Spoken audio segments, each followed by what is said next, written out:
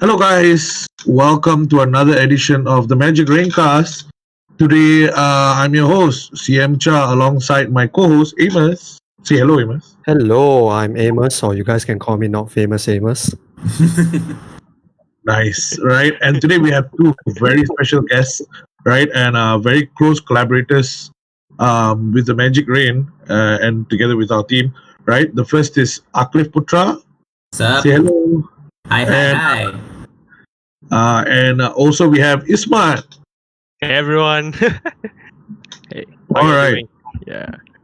And so, before we start off today's topic, which is the 25th anniversary of Pokemon, highs and lows, ups and downs, right? Smiles and tears, right? Salt and sugar. Yeah, exactly. Salt, sugar, sour and bitter. Right. Before we get into it, I would just like to have a small introduction by both Aqlif and Ismat, just explaining to the audience, right, who may not be familiar with you, on what you guys do when it comes to Pokemon. Ismat, I think you take this. You have a lot more accolades compared to me. All right. Hi everyone. I'm Ismat, 27 this year. I've been playing Pokemon since Red and Blue when I was 6 years old. So then, been playing Pokemon ever since. I might have missed a couple of games here and there, but I've been playing competitively since 2015. Actually, late 2014. So late 2014 until this year, 2021. So it will be 7 years worth of playing competitive Pokemon. I've traveled a lot of countries just to play this game competitively. Made a lot of friends everywhere: Australia, America, Japan, Taiwan, New Zealand, Germany. Been there just to play Pokemon. A lot of accolades under my belt, a couple of championship winning tournaments, and yeah, I've hosted a couple of launch events as well for Pokemon in Malaysia, and I'm excited to see where the series for Pokemon goes from here on out. I think also one important thing is you also casted tournaments alongside me, bro. The competitive got the edge out of me, man. Aqlif, you can take over for commentating. Okay, I'm Aqlif, or also known as Aqlif P. The P today stands for Pokemon, obviously.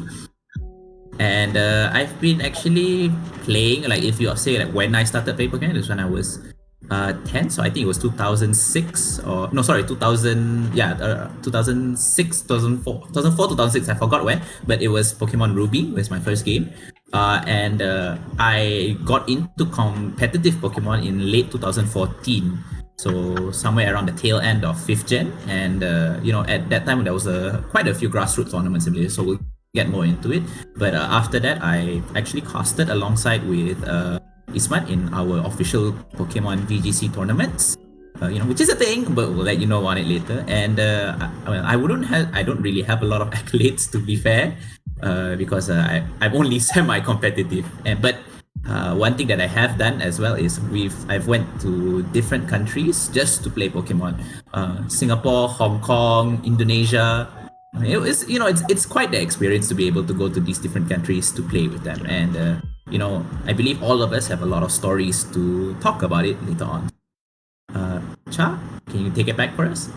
Yeah, no problem. So, Amos, you wanna tell your accolades?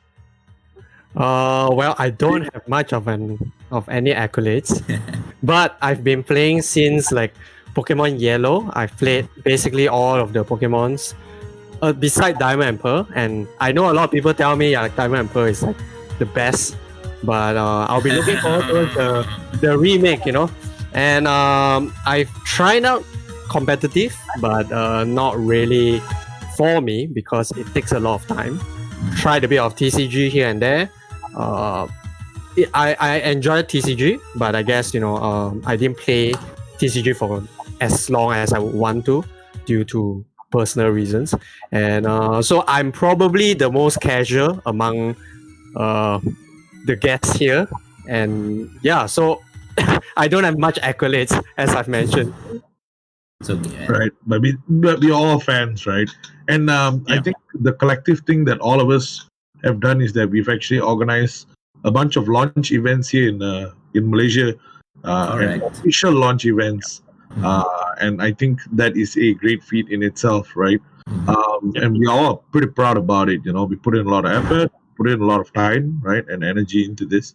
So that's our collective accolade, I believe. Mhm. And that's I just have to say it out here, like a Democratic Party, because I don't have any accolades myself. So just something over the team. Anyways, so shall we start with Ismat? And shall we go in the order of Gen 1? Sure, sure. Gen, my favorite Gen also. So yeah, Everybody's favorite Gen.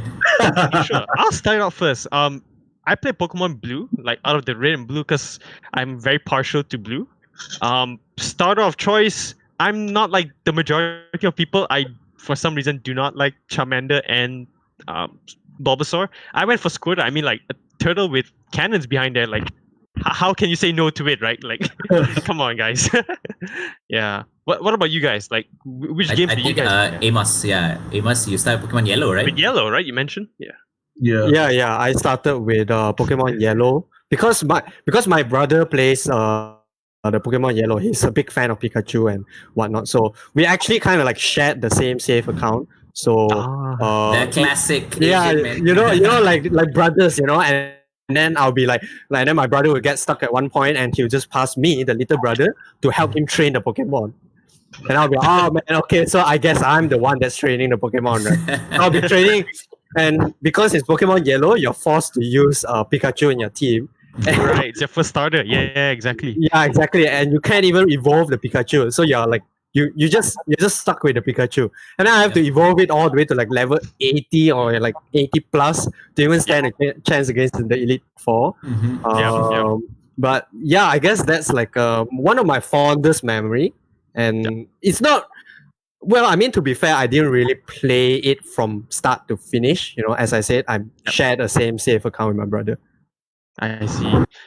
And- I remember back in the day, like when you play these games, right? We didn't have the internet back in the day. So, like when you mentioned, if you get stuck somewhere, I mean, you gotta find people who know how to traverse throughout the world and the NPCs to talk to get forward in the storyline. So, I feel like if you've played back in the day, I mean, your experience just.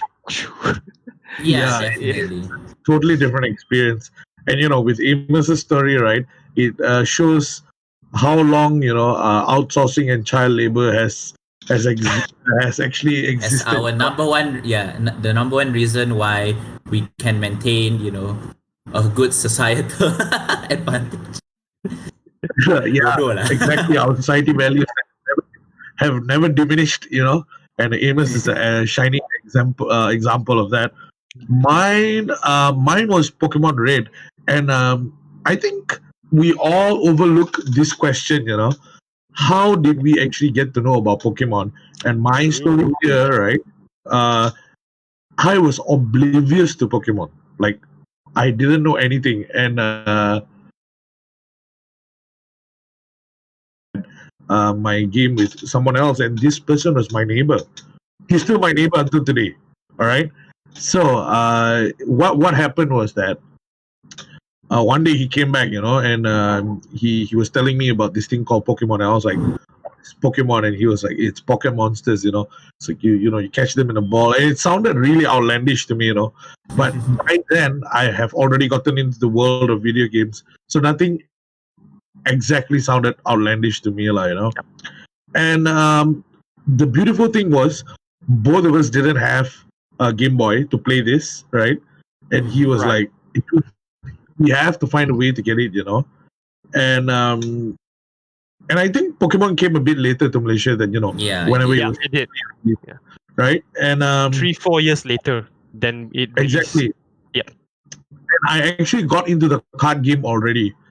From that moment when my neighbor told me about the existence of the Pokemon brand, I actually went to Toys R Us, and I was like looking at Toys R Us, and I found like packs, and this is like base.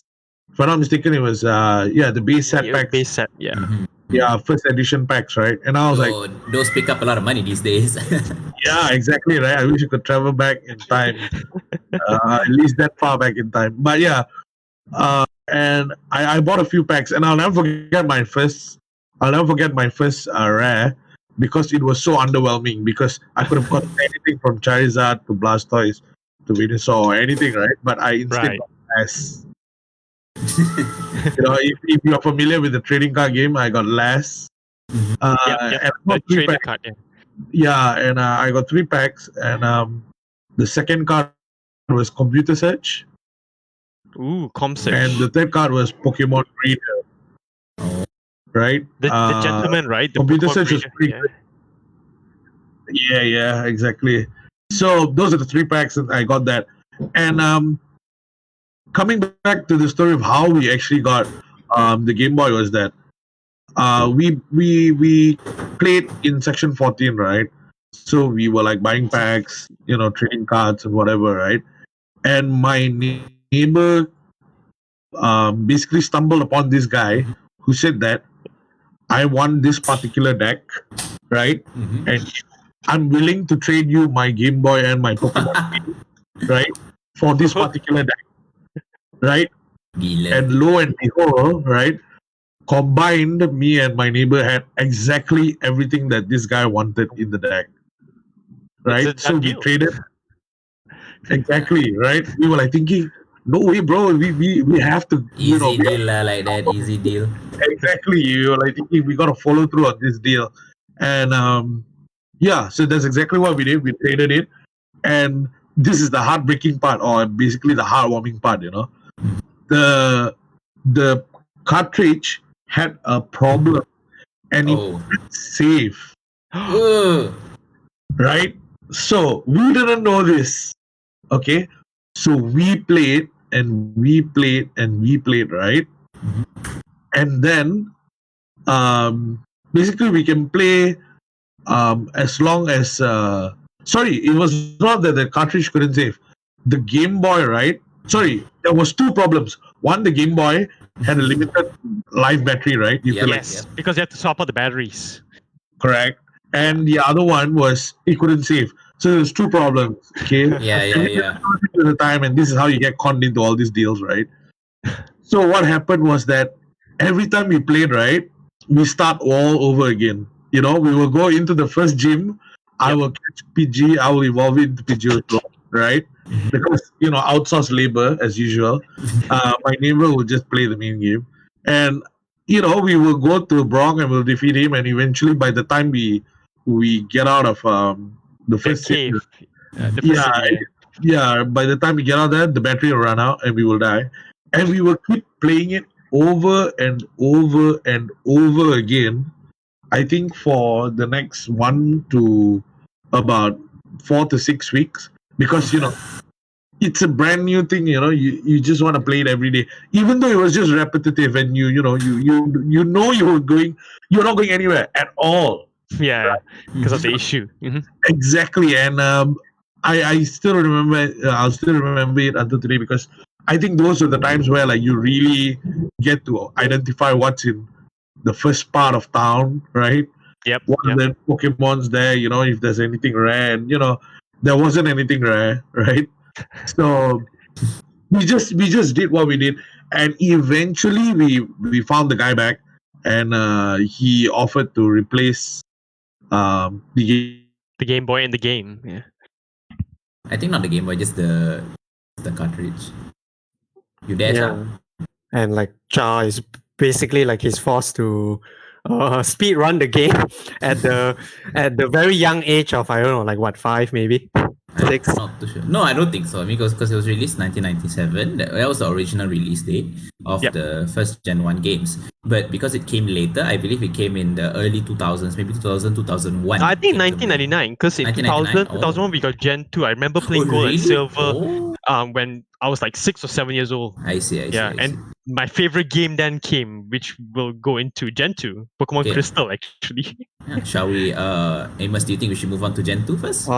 Yeah, I think we can move on. But before we move on, right, did you know that actually there's an adapter for the Game Boy Color where you Right. don't have to use the battery? Yeah. No, I did not know that.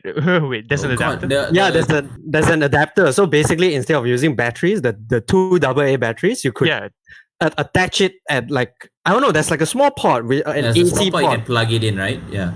So just to quickly mention about the Game Boy. I think that time was also the Game Boy and the Game Boy Color back then for Gen 1 to Gen 2. So, it had a lot of different things. And I think because that time it was, we were just about to enter the age of the internet. So the Game Boy Color had these really funky things where they had even like a camera attachment. The camera attachment. There's like a camera attachment that can print out. Yeah, there's a printer attachment as well. Yeah. And there was one where you could connect. I believe, if I'm not mistaken, the Game Boy Color had one of the first adapters you could connect it to a telephone line where you had like quote unquote early internet. I did not know about the internet. I believe it did. I'm not 100% sure, but I remember seeing something like an adapter to a phone line to have like very primitive dial-up internet. I see. Cool. The only tech I remember back in the day was just the trading cable, because that's how you evolve and hit your full Pokedex. But that was like so revolutionary, like imagine like you're just 6 years old or something like that, and you could trade things across the wire. You're like mind blown, I think the greatest thing about it is because you could do it all within your hand, like a handheld device, and it was also in game. So it was an incentive to do it in game as well, because you had a Pokemon that could evolve through trading, like Haunter and I think Machoke was one in the Gen 1. Yeah.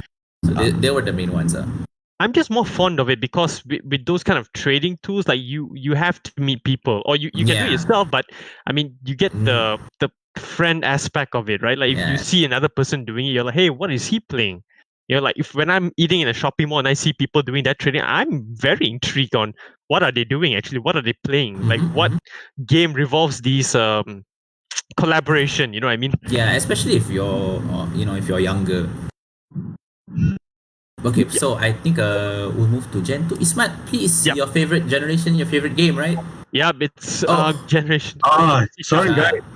No worries. Oh, what happened? But yes, we just wrapped up on Gen 1 and we are moving to Gen 2 now. Go ahead. Alright, so we'll get Ismat. Continue, Ismat. Sure. So Gen 2 came around 2000, 2001. Memory's a little hazy on that part. Yeah. But I remember like I played Gold and Silver. But I'm very partial with Gold because I'm very fond of OO. Because Rainbow Bird flying, and we saw in the first episode of the Pokemon anime, which blew my mind. So I was like, I have to get that game first thing once I get the Game Boy Color.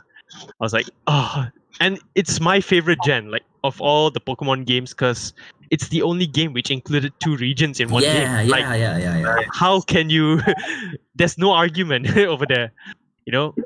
Like you have to imagine like you're playing a sequel to one of your favorite games as a child, and then you get to replay it and face your own self in the same game. Quote your own self, Yeah, quote unquote, So I have so many fond memories, like playing the car, playing before I go to bed, playing anywhere, lunch, dinner, at malls. I was just so addicted to that game. Yeah, playing to the point your parents got mad, right?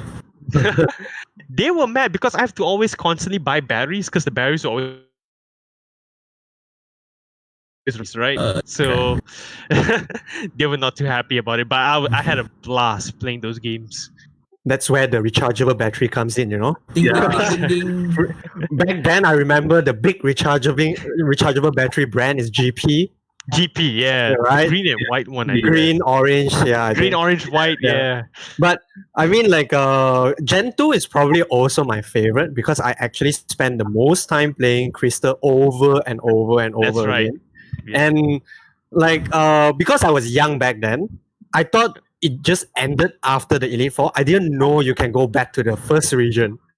Yeah, same. Until like in one fateful moment, I don't know how, I just ended up in the first region. I'm like, what? I didn't know this thing was in a game. And I just kept on playing. And then like you can face off Red. I'm like, oh man, this is insane.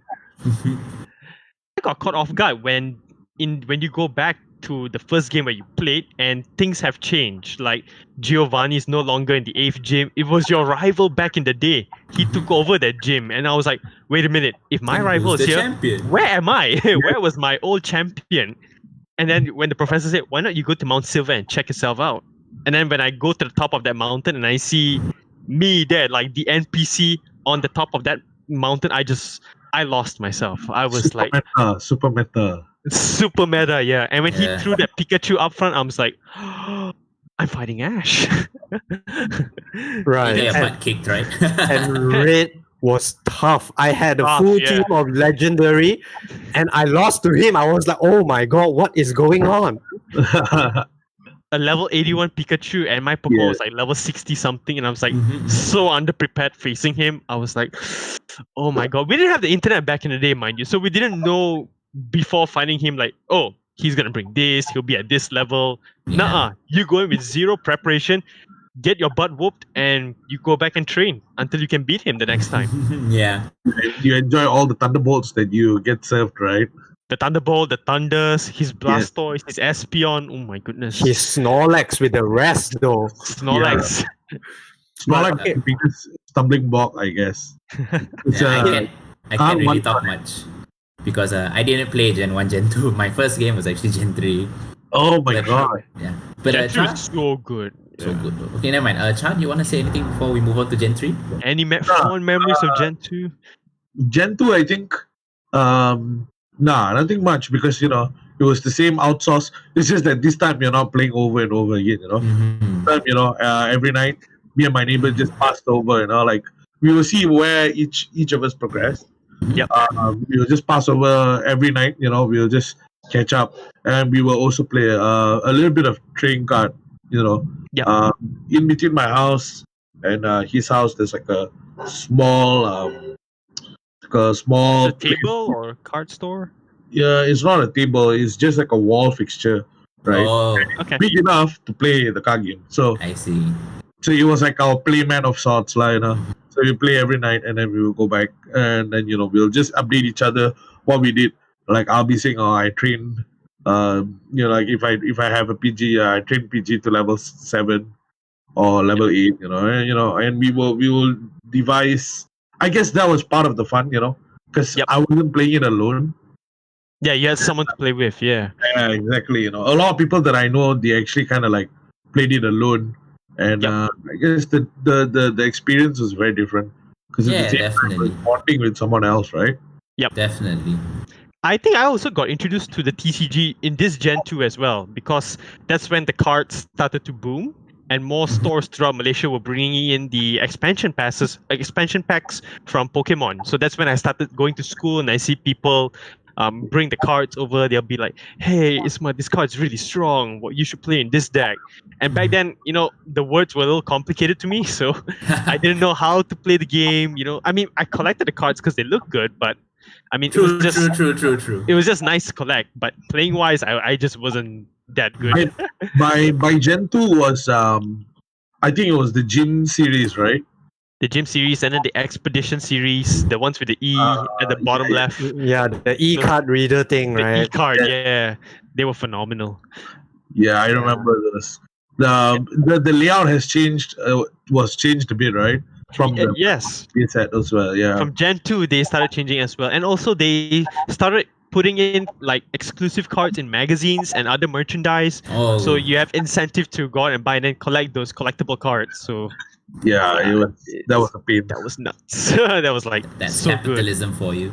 Yeah, Alright. indeed. So, So Yeah. moving on. Okay, before we move on to Gen 3, what were your favorite Pokemons, in Gen 2? Oh, Suicune for me, easily, hands down. I can't argue that, because when I played Crystal and then I had to face Suicune 101, I was like, that's my favorite Pokemon dog right there. Like, it beat everything I loved about Gen 1 it's a Suicune. dog? Yeah, it's a dog. dog. Yeah. It's your dog. It's so majestic. I was like, chef's kiss, Cliff?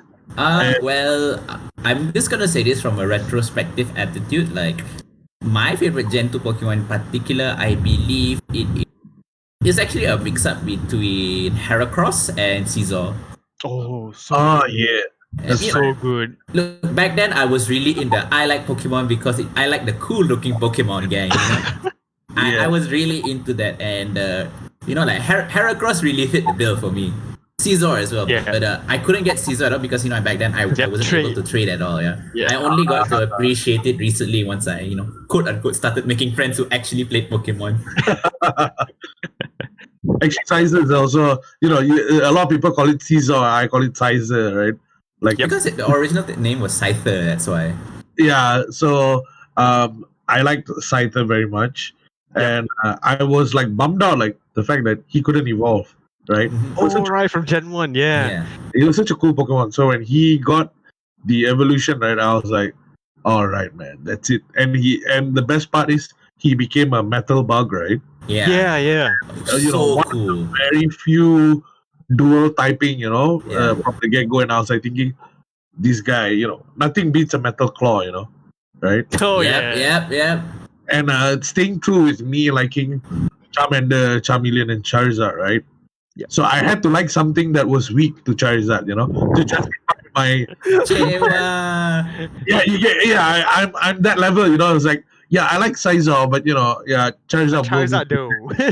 Yeah. Charizard will still burn you because you're a metal bug, right? So 4 You're- times weak to fire. exactly, you're not going anywhere. STAB is gonna kill you right off the bat. Yeah, Amos, go ahead. What's your favorite Pokemon from Gen 2? Probably Caesar also, but I mean, like, because I couldn't get it, and the Pokemon that probably my favorite that I actually did get during my playthrough was Umbreon. But that's a funny thing, right? Because back then I only heard glimpses and stories of that you have to evolve it during the morning or night, and it was a new Yes. system, morning and night. But I didn't know about the friendship thing, so I was just waiting for night, and then I will level up And you play. TV non-stop at night. And then, like, when morning comes, I'm like, okay, I better stop playing. I don't want it to go to Espeon. It took me so long to get Umbreon. Yeah. But it was heartbreaking because Umbreon was kind of underpowered in Gen 2, I feel. Yeah. Like, Espeon was the that. better one. Because like Gen 2 also introduced new types, right? Like Scizor, the metal one, Umbreon, the They had dark metal, one. Yeah, they had, I think dark type and was Dark and introduced in Steel. Gen 2. It was these two, Dark Steel. and Steel. Yeah. So and then like most of the powerful moves for the Dark and Steel wouldn't come until Gen 3. Yeah, very late on. Yeah, it's so, much. so, Moving on to Gen 3. Yeah. Aqlif is already so excited. sorry. Let me take the spotlight for this because Go ahead, man. All Gen, yours. Gen 3 was when I first got into it. So actually, a little bit of backstory. I think it's a good just to take a little bit of a bigger picture on how the scene was in Malaysia. So I believe at that time, because Pokemon was so popular, you had the anime on NTV7, Yeah. if I'm not mistaken, and you had RIP and TV7. RIP and TV7, yeah, and then you had the TCG. It was so popular, so and I think at that era, like the PS2 was also recently released in 2006 around that time, yeah. Yeah. So PlayStation what- 2, yeah. 2004, 2006 around the era. I can't exactly remember, but what I believe happened is because it started one of the biggest cetak ropa industries, I would say. So you had a lot of Clones. is it? non-original products in the market, and especially in the TCG. In the TCG you had a lot of copies, and my first fray into Pokemon was actually buying a non-original copy of Pokemon Ruby.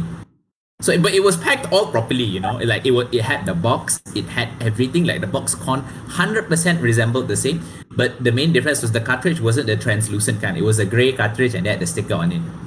So I believe the original cartridge was actually if you had Ruby, it was a translucent red cartridge and it had the sticker on it, and if it was Sapphire, you had the blue one, and if it was Emerald, it was the green one. So I didn't have that, and I got into it through unfortunately it wasn't the original copy, but it was still, it still worked, Still did the trick. still did the trick. And I think Very also important part.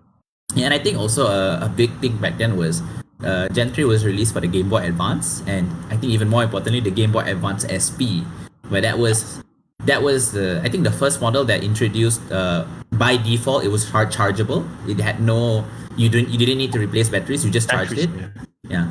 So Good times. so funny story, I got it as a, of course it was shared between me and my siblings, right? But I got it a gift from one of my family members. And actually, when I first got it, we didn't have any games at all, no cartridges, nothing. So we just got the Game Boy. And what it did was, I would just open the thing and go, "Tring, ting," and I watch it for 30 minutes.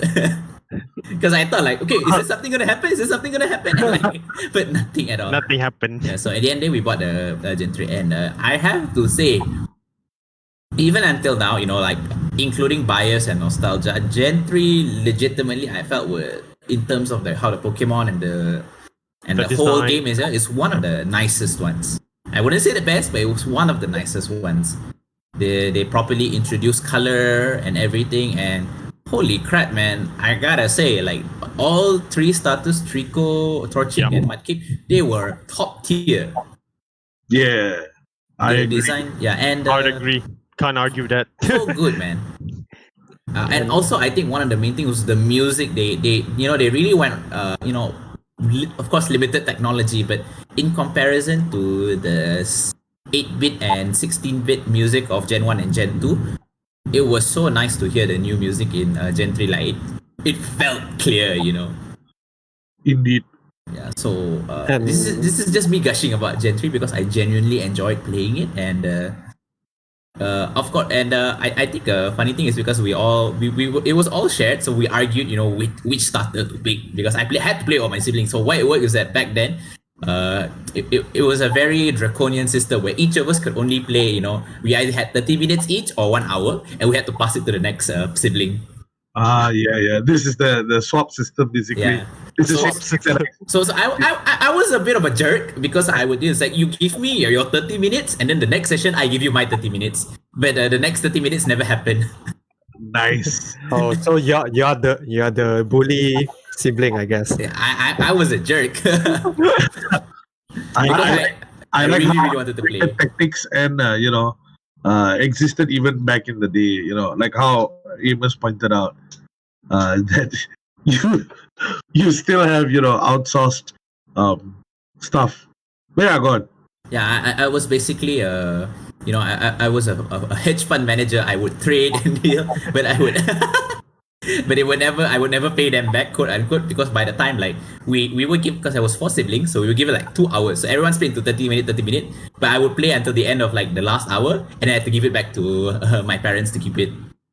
Nice. I had the same system, but not for Pokemon. It's for Maple Story. Oh my god! Yeah, Totally different topic, that one. Yeah, but back to Pokemon, it was quite of course it was my first, it's always a magical experience when it's your first game, your first Pokemon, etc. blah blah blah. So of course I chose Mudkip, and until now Swampert is still my number 1 Pokemon. But speaking of the game, just the game alone, I don't know what to say, man. Like it was really enjoyable, and how the differences, because back then like you were just fighting Team Rocket, but if you bought the difference between Sapphire and Ruby, you would fight either Team Magma or Team Aqua, and they were vastly different teams, and you had to pick not you had to pick, like there were very specific legendary Pokemon available, which in retrospect isn't the best thing, but as a kid you're like, wow, exclusive. I think like 3rd gen is also like the progenitor of like all of the competitive scene, because it introduced abilities, Correct, the whole entire special attack, the equipable item, back. Okay, so for those who didn't know, back then in Gen 1 and Gen 2, I believe, they only have one attack, right? They don't have special attack and attack. Correct. They were either attack, defense, and then special. Yeah, exactly. So special is just special attack and defense, essentially. Yeah. And so in Gen 3, which is basically what all of the subsequent games is built upon, the system. And also not to mention, I believe, basically Gen 3 also introduced the whole entire legendary Pokemon being this mythical creature that can essentially destroy the world if they wanted to. I mean, technically all of them can, but I believe in Gen 3, Groudon, Kyogre, and Rayquaza were like, they literally like, they were parts that quote unquote created the world. Yeah, exactly. But like in Gen 2, you have the Suicune, Entei, and Raikou. They're just elemental doggos, right? And they just run around. Yeah, essentially. So like the scale of the legendary Pokemon feels increased basically in Gen 3. Correct. Yeah, I definitely agree. So in terms of, let's say, just the world lore of it, they were really expanding onto all these different implications of what Pokemon are and what legendary Pokemon really meant. And but in terms like you said, mentioned, and especially I think it's me and Ismat would know, is how they laid the base of what competitive Pokemon will be, because in Gen 3 they also introduced EVs, if not mistaken, IVs and EVs. And, Yeah. But you did not know that, and I did not know that, because I was a kid who did not know Jack. I was just there to. It was in that era when if you played Pokemon, all you wanted was attacking moves. You don't want sword stance, you don't want all those buffs. Yes. Yeah, you just want the attack. And it also introduced abilities. Yes, definitely abilities. Yeah. That was something that I will never forget, because it kind of like messed with our what we knew with Pokemon. Yeah. Like, what, there's abilities now, and then we learned about EVs and IVs from a friend, and again, the internet was just building up, at this point. Yeah. Yep. And when people say something, you'll be like, huh, is that real? Oh yeah. Right? It was that vagueness of information, and you can't really pinpoint if it's true or not. I was at the point back then because I think at that time the LRTs were up and functioning properly, the first Planetaya line. So I would actually take LRT trips to KLCC, go into Kinokuniya, and read the guidebooks of Pokemon just to figure out stuff. Yeah. Right. Yeah. Because I couldn't afford to get the books. So I would just go there and like, what's happening? Where do I go? I had to get through info from word of mouth from friends. Like if my friend managed to get past through something in Red Blue or it's like Ruby or Sapphire, then I would ask him to come over to my house, pass him my Game Boy, and like, can you help me get through this? I don't know what I'm doing wrong here. Especially like the 3 Regis, like how to get the 3 Regis. Yeah, the 3 Regis were basically impossible, man. Yes, that was crazy hard. And I think another challenge was the Sky Tower, where you wanted to catch Sky Rayquaza. Tower. You had to use the Mark bike, and you had to go through all the falling pitfall, the falling holes, the cracks. Crazy, man. Yes. And then one thing that I really realized about Gen 3 was that the villains were not Rocket, like they weren't like. It's the first time. You're right. Yeah. And it was also not steal and destroy the world kind of thing. It was more like restore the world to eco-terrorism. Yeah, exactly. It was like I didn't understand it when I was like thinking, somehow like the good guys, because they kind of wanna. I was drinking the Kool-Aid. Oh my god! They were like, we have to give the Pokemon back the land, and they were spouting all these nonsense. I was like, I almost bought it. Yeah. Until I knew that they would screw it up somehow. I do think that Emerald was really, as the name suggests, it's really one of the gems out there. Indeed. Because like it was those games where you could catch all of the mascot legendaries. I mean, you could catch Rayquaza before the league, which is which is I did to cheat through the league lah. And Steven was one tough nut to crack, man. Indeed. Yeah, he was crazy tough. And I would because I think one of the main things is before you fight Steven, you had to go through what was his name? Drake. Yeah. Drake. His team was tough, and then you get after that you had to fight Steven. Oh my god. Because the dragon, the dragon type was one of the hardest to beat out there. If I remember playing it, and I had to train my own Salamence to like level 50 plus just for a chance to fight against Drake. Because it was just that difficult. Yeah. Oh my god, it was crazy, man. That's why I had to cheat using Rayquaza. Wait, because I would slap on Thunder, I would slap on Ice Beam, I would slap because like then TMs is a one use thing only. So you had to pick and choose who you want to give these TMs to. Correct. It was not infinite like how it is now, Like everybody can learn this move, And then, as always, if you had Rayquaza, you were just spamming Outrage. Because you can never go wrong with Outrage. You will always win. Yeah, I think also in terms of the story, like because Cha, you mentioned you almost drank the Kool-Aid. Yes. Then. But in Emerald, I think what they did was the biggest thing for me was that cinematic where Rayquaza comes down and just like go back to bed, you two. Oh yes. Oh right, the cinematic cutscene Yeah. where he comes up from the sky, and then Kyogre and Groudon just like go back to wherever land they came from, the It's like, ocean and the land. okay, yeah. And then like before that scene happens, like like you get the bosses of Team Magma and Team Aqua said, oh no, I didn't ask for this, like this isn't what I envisioned. Is this what happens when you try to control, like powers beyond your measure, blah blah blah, all that stuff. Yeah. So don't worry, they drank the Kool-Aid for you. Right. So, what are your favorite Pokemons from Gen 3? Blaziken, hands down.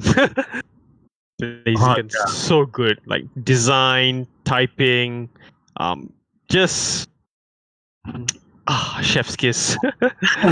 I know for Aqlif it might be Swampert, but I don't know, I'm very partial to Blaziken. So when it first came out, right, I didn't know that Torchic, right, that KFC mascot would actually grow up to be something so cool, right? But I knew that Mudkip would evolve into Swampert, and it had a dual typing, right? Swampert was water ground, right? Yeah, water ground, correct. Water ground, yeah. And water ground kind of like wrecks a lot of things. It does, yeah. It beats a lot of the gyms. It's a good typing against Steven at the end. Yep. But there's only one problem. Okay, so this is actually like the biggest. I would say the biggest challenge is on the way to Morville City where you have to walk under the root of the bike path. And and then there's the forced encounter with your rival. Yep. So if you chose Mudkip and by then let's assume it evolved into Marshtomp, right? So your rival would have Grovyle, and that Grovyle destroyed you, man. That's why you needed a Swallow, if I'm not mistaken, that you catch in Rasborough City. Yeah, if you had Swallow, it would be great. I had a Swallow just in case. Yeah. But for me, I was like, my Marshtomp is going to wreck, and then it got destroyed.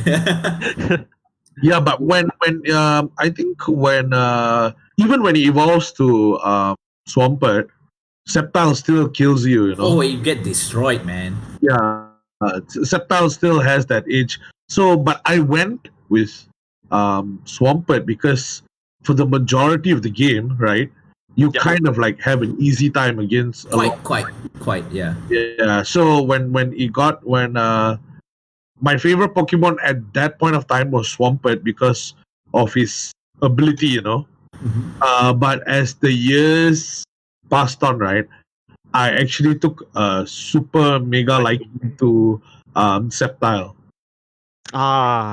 Because once he got his mega evolution, right, I was like, I was like, once he got his mega evolution, like, damn, Sceptile is, he's the GOAT. I'm just gonna say, in terms like in comparison to, let's say, maybe let's use the previous generation 2. So of course, Megadium was quite low down the popularity poll in comparison to Typhlosion and Feraligatr. But I would say in Gen 3, you could not go wrong with whoever you picked as the starters. Yeah, that's true. Because their design, and it was very nice. Design, the typing, how they helped you in the game as a whole. I think they're all good. That's why. Oh god, Swampert was so good against the 6 gym Tate and Lisa, because you could just spam surf against the Solrock and Lunathon. Yeah, that's why I said Swampert was ridiculous, man. What is this? Ismat, your favorite Pokemon from Gen 3? Gen 3, oh my god, it's a mix. I have two that I'm very fond of. One is Blaziken, like I mentioned. Second is definitely Rayquaza, because when he got the Mega Evolution, like you said, it took me to another level, like a flying dragon snake, and the design looks the design was so good, man. So good. For me, that was the pinnacle of Pokemon design. Like nothing can top that. I had to buy a plushie from Pokemon Center. I used it in competitive. The card was amazing. Everything about Mega Ray. Oh, good. Yes, exactly. Yes. God. Yeah, I think like every time he came, right, the card was also broken. Every time they reprint the Rayquaza, right, there's something wrong, He's too good. He's too good. Like I would say, like, because the trio Rayquaza, Kyogre, and Groudon, that design, like you could see how they're all linked together in design, because they had the glowing bits on them, the glowing circles and Correct. stuff. Yep. So good, man. So good. Indeed. And I think the theme of them is also like it's like a kind of theme that everyone can kind of relate to, land, sea, sky, and it's like everyone knows about it. And so like my favorite Pokemon, I feel like the odd one out for saying this, but my favorite was Flygon because Hey, Flygon cool, yo. Flygon cool. They right, did him dirty, man. yeah, they did him dirty. I agree with you, you know, because I played quite a lot of trading card games during this time with my brother. So Yep, my yep. deck was the Flygon deck. I have 4 of each of the cards. 4 Trapinch, 4 Vibrava, Yep. 4 Flygon. You know, so it was like Flygon was the Pokemon for me. And when I was playing it, the Ruby Sapphire Emerald, like it's a bit disappointing, you know, when you use Flygon and you face again with Salamence. I'm like, what's going on? Why is the Salamence destroying my Flygon? Oh, because Salamence is, Salaman's too good. yeah, bro. The Intimidate, bro. The Intimidate The really intimidate. destroys you, man. Not only that, I think its stats is 600 by It was base. the 600, yep. The It was- pseudo Yeah, but legendary. it- Yeah. So Flygon, I think it was like 560 or something, you know, right? Mhm. And Yeah. It was. it's not slightly- going. It's not going to beat Salamence on any level. Yeah, but Salamence looked weird, you know. I wanted to like it, but Yep. it was just too bulky, you know. Okay. I actually really like Salamence, but I didn't like how it was from your perspective when you threw it out on your side. Because it was just the head and then the wings. Like, because like on the opponent's side, like, when you fight Drake, right, it looked damn cool. But on Yep, your side, yep. it's like, It's just the head sticking out. yeah. It's basically the meme of the boss when you fight him and the boss when you get him. Yeah, except this time he is that strong lah. And I'm a bit greedy when it comes to Gentry because there was just so much. Like, of course, Swampert is my number one, but it's very, very closely followed by stuff like Latios, Metagross, Salamence. Latios was cool, man. He was super cool. He was so annoying to fight. And one story that I have with Latios was that because he was the running away type of Pokemon, right? Yep. Yes, So the only way to prevent that is either if you use stuff like Mean Look or you paralyze it, right? Yep. correct. So back then, what I did was I paralyzed it, and I actually, because at that time my Swampert was too strong. No matter what attack it used, it just one hit KO. So I actually got to the point where I thought I got it to relearn Tackle just so that I can get it to the point where I didn't kill it. Wow. I was And just so annoyed. Yeah. Didn't you have any Pokemon with false swipe? Yeah, it was hard to find. I remember the back then. Very Yeah. hard because Sceptile had it, but you didn't want to keep Sceptile. You didn't want to keep False Swipe. That's why. Yeah. Correct. But I was just so annoyed, and I think that time I was very, the young stupid kind. I used my Master Ball on Rayquaza because I wanted to very quickly go through the very quickly go through the Elite Four and the Champion. I think everyone did that. Like, Gen 1, we use Master Ball for Mewtwo.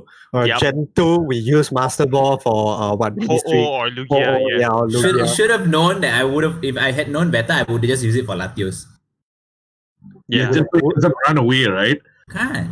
Yeah. Would have saved you so much time. Yeah. Because the rest of the legendaries usually just commit to the battle, Mhm. and you just try and ultra ball it, I think one thing I want to add on. Sorry, Yep, go ahead. It's about just the game Gentry and all. I think that was when they started to introduce event Pokemon like Jirachi, Deoxys. Deoxys. Yep. Correct. And the fun thing is that it's not something that you just received as a gift. You actually had to go to an in-game part to get the Pokemon, which adds to the layer. But at that time, Malaysia didn't really have all that stuff. So I was like, Yeah. "Where's Deoxys? Where's Jirachi? I want them!" Yeah, there was like a lot of World Link events, Yeah. Yep. The e-radar thing came, the e-reader, sorry, e-reader. Yeah, the e-reader, correct. Yeah. The e-reader became a lot more, a lot more relevant when it had to scan stuff. Yeah. The- I also remember because Gentry is very influential for Pokemon throughout, like new anime series, the movies were popping off, Yes. and also the TCG introduced new mechanics like the EX era. Oh yeah, Like, that was the man. first time EX was introduced. Like, you can knock out a Pokemon and get 2 extra prizes. The hit points for the Pokemon was increased from 120 to The attacks 150. were nuts. Yes. The Yeah. attacks were strong. Like, there was a lot of dynamic. And I also remember it introduced like 2 people can play at the same time, like the deck 2v2. Double battle. Double battle, yeah. Even in the In the trading card game, Yeah. yeah. It was its own separate mode for that, Correct. Correct. Yeah. Even in the game, it was the first time you get like double battles. Yeah. double battles. Yeah. And it was Gen 3 was a moving point, mainly because of abilities. Like, I couldn't Yeah. at my head. I was like, wow, this is crazy, Oh because God, yeah. It gives a everyone, new layer to the game. Correct. So it kind of like changed what I knew about Pokemon. Definitely. Overall, it was a solid. Yeah, like now I remember when Aqlif said Metagross. Yeah, Metagross was a great design. Yeah, for sure. So good, man. Psychic metal, bro. Psychic metal. Not just psychic metal, it had like these crazy attacks. It had Zen Headbutt, Meteor Mash. Yeah, Zen Headbutt was solid, yeah. like a solid. That was like your starter killer. So anyone bring out, Zen Headbutt. The Zen headbutt. It's all over, bro. So good. The My trading card game I remember during this time. I'm not sure if it's even actually like the meta, but what I do remember is I got wrecked by Waylord EX. Oh, I think it was a 200 HP Waylord. Yes, That was when they it's- introduced It's 200 the HP. first 200 HP Pokemon. I was playing I like remember some hearing that, yeah. crappy EV deck, with not even 4 evolutions. I only had like 1 Jolteon, 1 One Vaporeon, of one. each. Yeah, one of each essentially, right? And when the guy had the Waylord EX, I'm like, what the heck? What can I And- do? Yeah, I almost got him down to like 0 HP, right? He only had like 20 HP. He just did that move where he goes back to the bench, heals 100 HP. I'm like, what the heck am I supposed to do against that? I that was remember. I don't think it was in this gen, but I clearly remember for the TCG. There was this Waylord deck that had no energy. So basically, it was stalled. That was like in 2014, if I recall correctly. It's like years later on. So the deck plays 0 energy. He just stalls you out until your opponent just draws every card from his deck. Everything, yeah. So Yeah. basically, you just kept healing and rotating your Pokemon, is it? Correct. Yeah, they can't kill you. Like your HP is just too high. Yeah, it was a scumbag deck that's designed to waste your life, right? And all your force energy powers that if you're a Star Wars fan, right? You couldn't draw any more force from anywhere because it's such a scumbag deck, Because they just out resource you until the end of the game. Exactly. Yeah. And you will smile, They will smile, rebel in Oh your my god. suffering. I think the worst thing is also because like these players who played I mean, like, of course we have like a quote unquote a play style in the video game itself, which is stall, which is basically you Yep. just wait out the guy to die and stuff like that. But in TCG, it's basically you take your time playing it. You watch the guy like he really like have a headache to come up with a strategy to beat you, and then you're just there like, I play this one Pass. lah. I played- Correct, exactly. Yeah. Anything? I don't know about you guys, but for me, Pokemon like took a halt until Gen 3. I didn't come back to Pokemon until Gen 6. Like Gen 3 was when I last stopped because I had exams and other life priorities in mind. Until Gen 6 came back. So Gen 4 and Gen 5 I'm a little bit hazy. But Gen 3 was when I peaked and I was like, it can't go any higher from here. Until I don't know about you guys, but that's my sentiment on I Pokemon. actually have a thing which I don't know. I feel like it's more common than I think. But basically, like when you're in your primary school years and like Yeah. up until before you enter secondary, everybody loves Pokemon. You love Pokemon. You get into it, you play it, you enjoy it. Your friends do. They all want to be in it and stuff. But then you enter secondary, you enter your preteen years, 12, 13, your 13 onwards. 13 onwards, yeah. 13 onwards, like it starts because people want to do the cool, mature things. So for me, I kind of fell out of Pokemon too. I still played it, like when I had the opportunity, I was still playing it like in secret, but Right. I didn't tell my friends like, yeah, I don't play Pokemon and stuff. Oh yeah, Pokemon, whatever, bro, and stuff like that. But then like, once I ended, secondary school, once I was like, 16, 17, like, then I really got back into it. And I was like, yeah, baby, let's go. I have a different stigma, though. It's not because I didn't want to look not cool or whatever. It's just I couldn't afford a DS. Similar, Like, yeah. The DS Games was an and the expensive price point. console, it was just out of my reach. So I couldn't get into it. Same here, bro. Same here. One of the things is basically all these different factors. Like, I still liked Pokemon, but of course I didn't tell people and I couldn't play. I only managed to play Gen 4. I think we'll get into it after this. Gen 4 was when my cousins from Singapore came over and I would play on their DS. Ah. Wow, this is like a extended version of me and my neighbor. Just Yeah. that your neighbor is in Singapore. From Singapore, yeah. Your Great. neighbor from Singapore. Right. So anything before we move to Gen 4? I've said everything for Gen 3. I've said more than enough for Gen 3 on my end.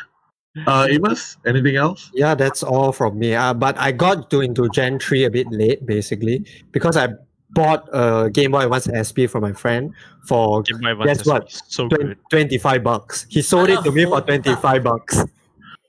Wow. Wow. Was your friend either financially illiterate or something? I have no idea, but essentially That's he bargain. came to my house, played some PS1, I forgot some racing game or something. Yep. And then at the end of the day, he just asked me, "Yo, bro, I want to sell my Game Boy Advance SP. Do you want to buy it?" $25 I'm yo. like, "How much?" He said, $25. I'm like, "You Ew. serious?" Oh my I god. just took it out. I don't even have to think, you know. You wanna know? Like 25 ringgit could buy him 5 PS1 games because each one was like 5 ringgit a pop. Ah, The cetak rompak ones. Yeah, the Cheta Rompa ones. But are you still friends with this guy? I mean, I could get back in touch with him, but that was way back in primary school. Nice. Because Understandable. if he's selling a PS5, I like to buy one. For 25 ringgit. Actually, no lah. $25, right? Yeah. It- I'll it- give for 200. I'll give him. yeah, Yeah, just for inflation inclusion. ticket 250 now, not 25. 250. No worries. Just Still a steal. Yes, I would do it. Let's not even talk about availability, right? But yeah, let's move on to Gen 4, right? And I think Gen 4 was very again, there was a lot of changes in Gen 4 as well, right? yeah. And I think I dropped out because there was too many changes, right? My neighbor was still playing. I think my neighbor was at this point of time we each had our own console already, right? And I think and we got our consoles. Pokemon basically funded Pokemon. We had a trading card, so the trading card basically funded the console, right? Good investment to buy cards. Exactly. And there were so many changes in Gen 4, right? Right. There was like weather, right? You know, you Whether the sprites was different, the Yeah. Pokemon Oh, yeah. design, I think the most infuriating one was the fog. yes. Gen 4. fog. There was so many changes, right? And the game was also harder. Definitely. Was it? Okay. It was, bro. Dude, Cynthia, bro. I didn't play Gen 4, so I'm lost. It was not like where like you meet a Pokemon and then you just beat it up and then like you be and gyms were a lot harder. The AI was The world was bigger as well. yeah. It So felt bigger at least. that's when I felt like and apparently it was like the best, one of the better better At the iteration. reviewed games, is it? Yeah, the better iteration of Pokemon games. A lot of people love Diamond and Pearl, Diamond Pearl. Okay. right? And when I played it, it was just I don't know. I think it was just too complicated for me at that point of time to like wrap my head around it. My neighbor was still playing, and I came back to it much later, and then I had a better appreciation for it. But during the initial hype, right, I was kind of lost in the design translation of it because Dialga and Palkia look like They look like a different kind of mon, Digimon. Look, That's the look. vibe I got when I Look, saw it out there. I'm just gonna say this about Gen 4, right? So in Gen 4, like this may rub off people in some cases, but I did think they wanted to go for cooler Pokemon designs, but it got to the point it was more like edgy Pokemon designs. Yeah, exactly. Especially you will see this in Dialga, I would say. No, Giratina. Giratina, was yeah. like Retina, exactly. But you gotta admit though, Gen 4 Pokemon design is one of the top notch for me though. Cause like you have Zoroark, you have Lucario, you have you had furry bait, I know. what's the dragon in Gen 4? Garchomp. Garchomp, yeah, see you have My Garchomp. favorite- That's my favorite in Gen 4, It's- hands down. I don't know, I feel like Gen 4 Pokemon design is really well done. I don't know why people like Lucario, Like, It's cool. Neither do I actually. But like, what? Sorry? Neither do I. I was not sure. I mean, like, it's a standing fox. Yeah, it's great. Lucario had that feature in the movie, and like, cause he was with Riley, I think, so it was like the cool, like It's Kung Fu or Pokemon, It's the movie, it's like the first Pokemon that is actually more intelligent, like quote unquote intelligent, whereas the other Pokemons, like it's more like Cool, right? they're more like animals in a way, but Lucario is like you can communicate, and it has that aura thing. So it has that, as you said, the cool factor. It was cool. Look, as a 13-year-old kid who didn't have much friends, that's cool. The reason why I like Garchomp was because number one was the naming, right? Because it was really smart, from Gibble, right? Gabite. Gibble. Is it Gibble or Gibble? I think it's Gibble because it's nibble. That's right. Gibble, right? Yeah. Gibble, So yeah. Gabite and then Garchomp, right? So it increasingly gets bigger and its bite gets worse. And the funny thing about it was that it also evolved in that same manner, And it, of all things, right? It's a sand shark. Yeah, So, it's a land shark.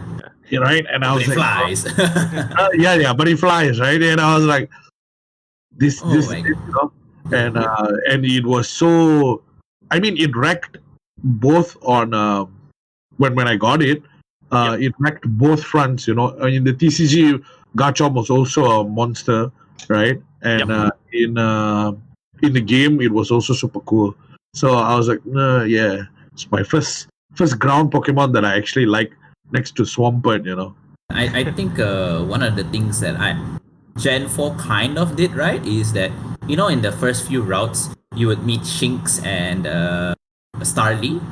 So they would be like, but then when you get them to like Luxray and Staraptor, you're like, yo, like, this is my main team, and then my main team for life, man. Because they were cool, they were powerful, and they had access to good moves.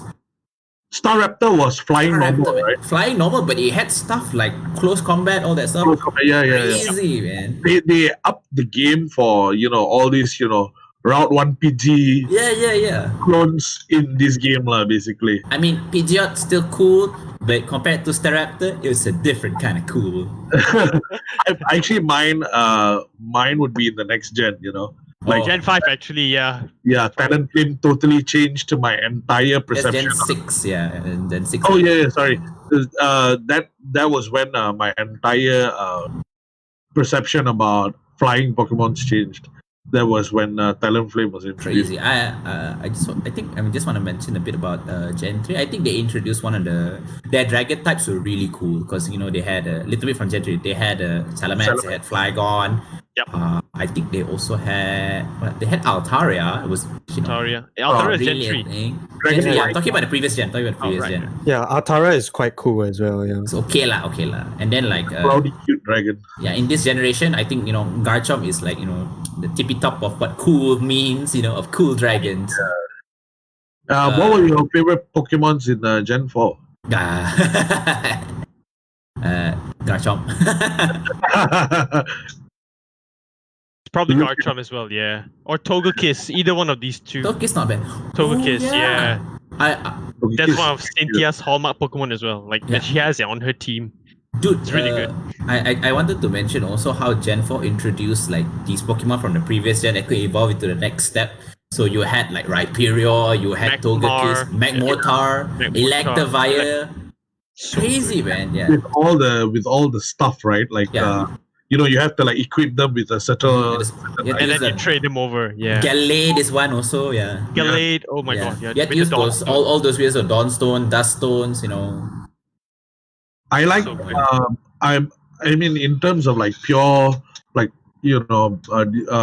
Pokemon to like, I liked actually Giratina. I like yeah. Origin form or normal form? Yeah. Original form. Oh yeah. Original, yeah. I also liked Torterra for it's just a turtle with it's a cool concept. It was a cool design as well, right. And Turtwig was also very cute. Turtwig was really cute. I don't know. I just like these tortoise types. They don't really get a lot of love. And another one that I really liked was Rose Raid. I felt yeah. It was very good. Yeah, that's what I wanted to mention. Female representation.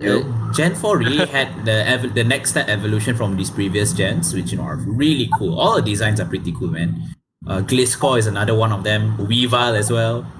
Yep. Weavile, yeah. Sneasel combo in the trading card game was broken, man. So thinking about Weevil now is like another thing, in Pokemon TCG history. Yeah, TCG is a different scene. It's definitely a different scene. Yeah, you have different Pokemons that you will never catch and use in your team, but somehow they will turn out to be like super overpowered in the card. Yeah. This is how card game meta games go, man. Yeah, which is good, I guess. They kept it fresh, and if you like something from the card game, you could go back and catch it in the video game, Yeah, I guess. But you will never play things that were good in the game, in the card game, because most of the time the cards that were printed will be trash. Yep. Yeah, so you can't really it's a different thing. Yeah, exactly. And yep. Sorry, I'm just recounting back on stuff like the cool designs. I think also the fossil Pokemon in Gen 4 were pretty good. Rampardos and Bastiodon. Yes. Pretty good, yeah. Amos, tell us your favorite furry Pokemon. I don't know. It's probably either Zoroark or Lucario. Yes, the furries. Yes, the furries. The furries, huh? Is Zoroark in Gen 4? I thought he was in Gen 5. Gen 5. Zoroark is Gen 5. He's Gen 5, I remember, yeah. Oh, he's Gen 5. Okay, then I guess Lucario then. Easy lah, Lucario. But yeah, I feel like there's like maybe 3 types of people that actually, when it comes to Gen 4, there's the type of people that had Nintendo DS as their first console, their first ever console. So Diamond and Pearl is like their first ever Pokemon. Yep. There's the people like me and Ismat that dropped off because they didn't own a Nintendo DS. Yep. Right? And there's also those that just continued on and maybe played it secretly, like Aqlif. Aqlif. Yeah. Me? Oh, come Yeah, on. you said you played it secretly, like Kind of lah. I mean, like I went to boarding school itself, so I didn't really have the opportunity to play. And like amongst my peers in boarding school, none of them were really Pokemon people. So it's like, yeah, let's just say some things are better left unsaid. Yeah, it's better than playing with your cousins from Singapore, right? So you get to play twice a year. God, it was terrible, man. I really tried my best to speedrun it back then. Right. All right. So moving on to Generation 5. Ding ding ding! Best generation, by the way. Yeah. Yes. Just to be clear, right? Yep. Yeah. We all know the situation in Malaysia, right? I never bought original Pokemon. It happens. Yeah. Cartridges for the DS, because once you have your R4 cartridge, right? Totally understand. Yeah, the entire DS library is free for you. Yeah, or you had the 150 games in one thing. Yeah, I did. So, but yeah, you know what? I have yet to make my contribution to Black and White, but I've already made my contribution to. I will be making my contribution to Diamond and Pearl when it comes out later this year. So eventually, I'll have all of it original. Okay. Right. Okay. Fair You enough. know, Facts, yeah. Gen 5. What do you guys like about Gen 5? Smart. Uh, I like the legendaries, yeah, They were let's start cool, with they that first. Actually, Black and White, Reshiram and Zekrom, their designs look good. Like Until today, still stands. still stands, yeah. Also, some of the trainers, the NPCs, they've had the most character progression of all the Pokemon series, like N, for example. Like until today, N is still loved by a lot of people. Trading card game, anime, video game fans, because the story and lore in that game, exceeds every other game up to that point in the main series. Correct. Yeah. We actually have a resident N cosplayer with us right here, right now. yeah, I cosplayed as N. In fact, I think he's my favorite character because I actually got back to Gen 5, that's where I got back after I kind of stopped in Gen 3. I mean, I finished Gen 3, but I didn't really got into it as much. And Gen 4, I didn't play at all. But Gen 5 is when I got back in because my brother was just nagging me on. He's telling me, dude, you got to play Black and White. It's really good. And at that point, I was just telling him, dude, is this going to be the same thing over and over again? But finally, he lent me his 3DS. Yep. He bought me a copy of Pokemon Black, because he wanted Zekrom. So I played Black and White, and it was amazing. Like the storyline, it just hooked me. Blows you away. Exactly. And it blew me away, and I was like, wow, is this what Pokemon is like right now? This is amazing. I didn't know I was sleeping on this amazing game. And like all the characters, the storyline, the philosophy, they were basically talking about philosophy, They were touching on adult themes in this game, which like can resonate with so many people who are growing up with the franchise as they get older. That's why a lot of people can resonate with Black and White much more. Also, the theme of like the villains team Plasma, I believe, was back then. It was quite, because it says like, do Pokemon really deserve to be under us if all we do is treat them for tools of battle? The answer is yes. Yes. Aqlif hot take, you heard it here first. It's easy. It's yes, because Pokemon, of course, in terms of real life animals and stuff you're supposed to treat her. In terms of Pokemon, they're literally made for us. So whatever, man. Also, to mention, it's the only gen that actually has a sequel to the main series games. Do you know that?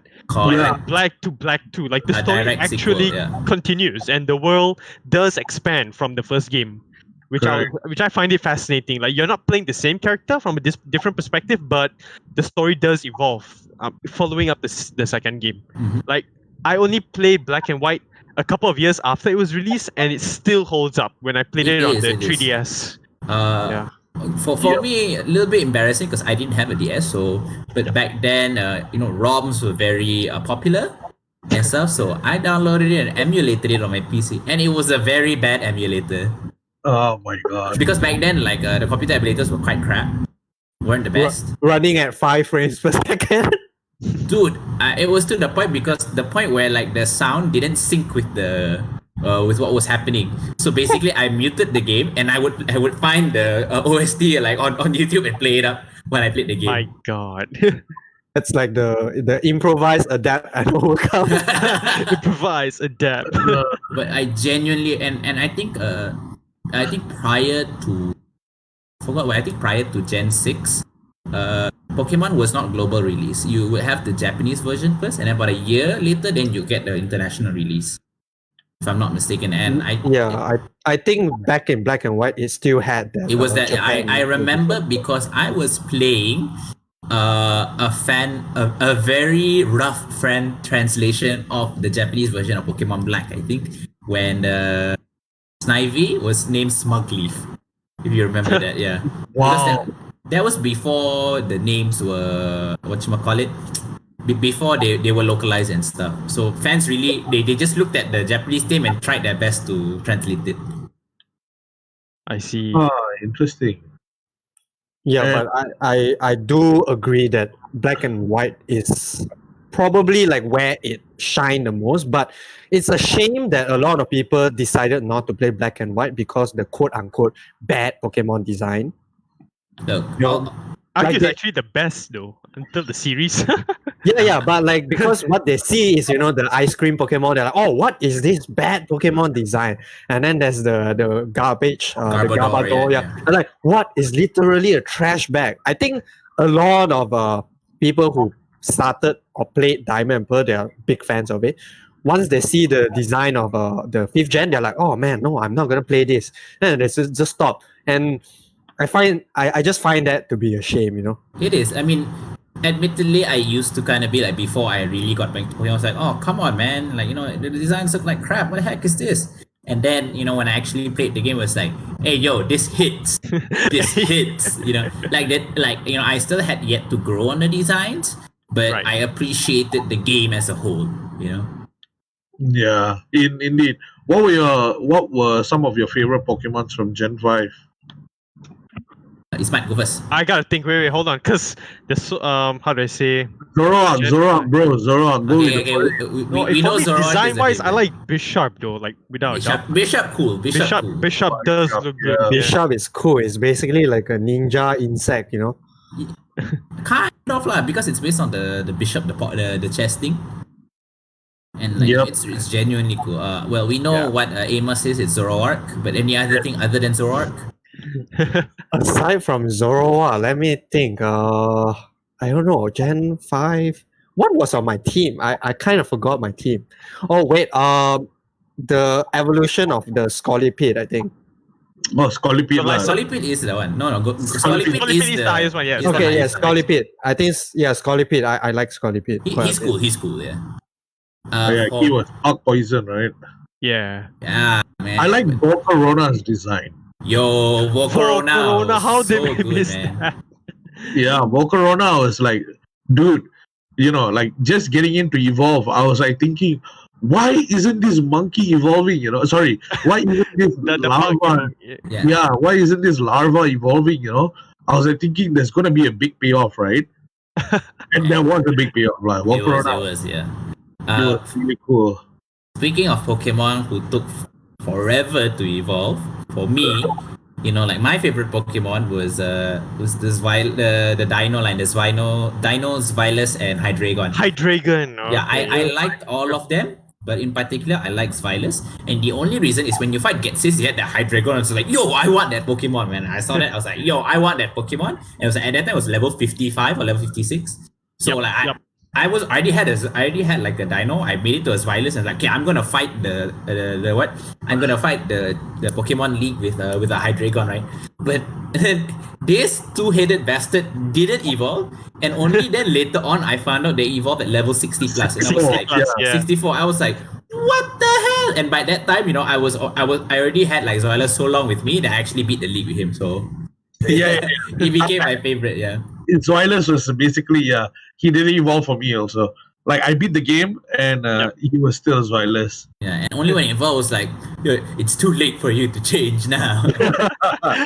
It's too late for you to be useful. Yeah, but I did enjoy that line as a general. It was a really cool design, and the typing was very rare. Even Yeah, though, Dark Dragon. 100%. But man, Yep. could it hit like a truck? Yeah, It did. for sure. It hit very hard, and the typing was quite special as well. The funny thing about this was that during the start, right? Because I loved black and white like immensely. Like from the get go, I really liked it. I don't know why. Maybe it's because of like there was like a lot of changes in black and white as well. But it was just beautiful. Like I really like the colors, and the design. Mhm. I was supposed to take Oshawott as my starter, right? Yeah, But there was Oshawott, yeah. something about Sneevy that I just couldn't shake off. And it evolved into Superior, right? Servine and Yep. Superior. So it became a royal Pokemon. I Yeah, don't man. know what a royal Pokemon is, but it just sounded so cool that I decided to go with. Same. I started with Snivy too as well. Yeah, so I don't know if other people like had a lot of people, like a lot of my friends were saying, dude, go with Oshawott. Oshawott is like super cool, super easy. It had good evolutions. Yeah. Correct. But Samurott just didn't tickle my fancy. Yep. So So for Ember. Also, it- Ember was like a lot of my friends like Not Babi like- Haram, Babi Haram. So like I'm gonna say it's not just that, but Ember was really like in comparison to the other two, was kind of bottom of the barrel. yeah, and yeah. you had like competing with like Superior's design was like Excadrill and Yeah, man. And your starter Pokemon with the other cooler looking Pokemon in the generation. correct. Yep. And you even had Seismitoad. And I remember in the TCG front, right? Seismitoad was like Dude. was Oh, dude, that beat.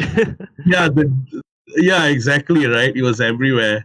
But I also like the more subtle designs of like Lilligant, right? And Yep, Milligan. And I also liked, just for the sake of the pun, right? I loved Crocodile because it was a crook, right? But it's a Oh, crocodile. yes, the The look of it, crocodile yeah. was cool though. It had a simple but quite cool design. Yeah, in my yeah. opinion. It did, and that's one of the reasons why I liked it.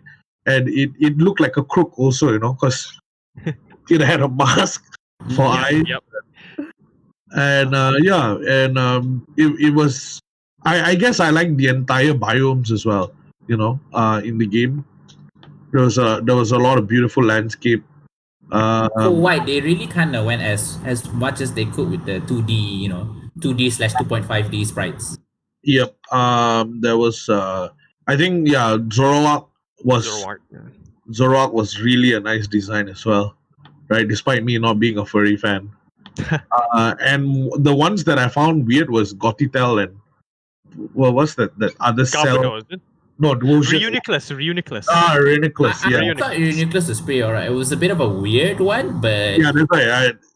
I wasn't like a super I fan don't of know it. about y'all, but I like Darmanitan, like monkey. hey Cobra. man, yeah, the Renatan was pretty alright. The design didn't really hit it off 100%. I think one thing about Gen 5 I feel is the designs are to some people quite hit or miss. It's Yeah. quite polarizing. You either find a design like, yo, this is a cool design, and like you're like, eh. I think most people that liked it actually played the game, but Yeah. a lot of people that didn't play the game, they just don't like it.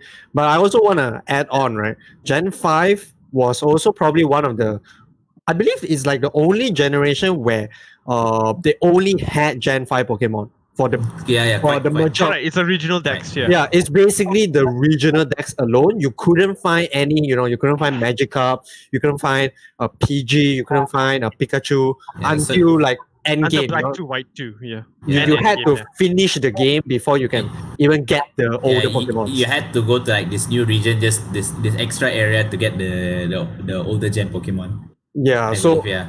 I feel like it was quite daring because by doing that, they are actually not capitalizing on a nostalgia factor. It's like if you boot up a new game and you encounter PG, you're like, oh man, PG, no, my good old friend. But in Gen 5, you couldn't get that kind of experience.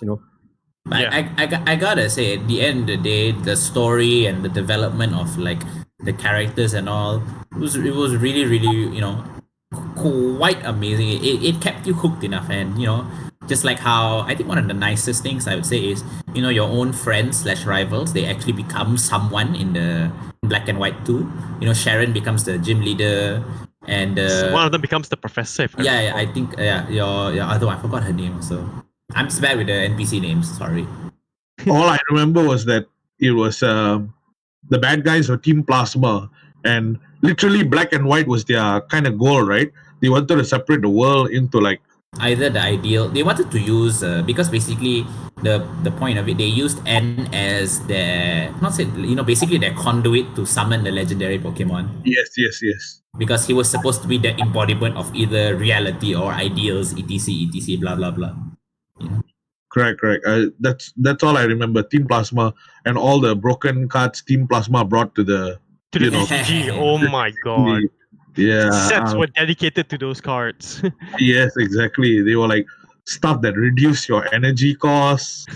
Do I- extra damage if you're a plasma Pokemon. Yeah, exactly. It was all kinds of degenerate cards, lah. And N as a card has been around for so long. Yeah. In the ability, right? It's crazy. And I think the final Pokemons one of my favorite Pokemons from Gen 5 is Hexorus. Oh yeah, And Hexorus. also, I think I like this Pokemon more than Hexorus because Hexorus was just like a generic dragon. I like Chandelier. Chandelier, oh, Yeah. Agree. Chandelier was, I mean, if you read the description, in the Pokédex, it steals like the souls of people and stuff, and I'm like, it's a game for kids, bro. Tone down the creepy level, right? Yeah. Chandelier yeah. was really unique because dark and fire. And it was So fire Ghost and fire. ghost. Ghost Yeah. and fire. Oh, sorry, ghost and fire. Yeah, yeah. And it was really effective because a lot of things couldn't hit it. Dude, it also had like a ton of like special attacks. So like when It's you really hit strong stuff and like fast, yeah. flamethrower, like it hurts, man. Yeah, yeah, yeah. I remember. So I thinking, why is this ghost so strong? And I didn't look back. It was always a team. So good. Yeah, it was So super good. God, I just have a lot of praises for Gen 5, and especially in retrospect, once I've played the later generations, Gen 5 really just holds up well. Yeah, until today it's still Still top there. Yeah. it's really strong as an entry into Pokemon because of the designs and the storyline, and including the sequel, which was not just a pop out, right? Yep. It felt really strong, and it still holds the test of time because the Yeah. later Pokemons are just we'll get to it. And like anything else for Gen? Oh, sorry, Aqlif, go ahead. sorry, I just wanted to mention like I like Gen 3 for nostalgia reasons, but I like Gen 5 for merit reasons. That's why. Merit reasons, yeah. Yeah. It's a very wholesome package when you look at Gen 5 as a whole. In terms of TCG, anime, it had everything, I feel. It can Correct. cater to a wider audience compared to Yet the still previous people say it sucks. Yeah. Don't worry. Ash Such a didn't. shame. Ash didn't win this time around also in the anime. So Moving on to Gen 6. Right? yeah, Gen 6 X and Pokemon Y. X and Y. Yeah, I would say that this is probably like the resurgence.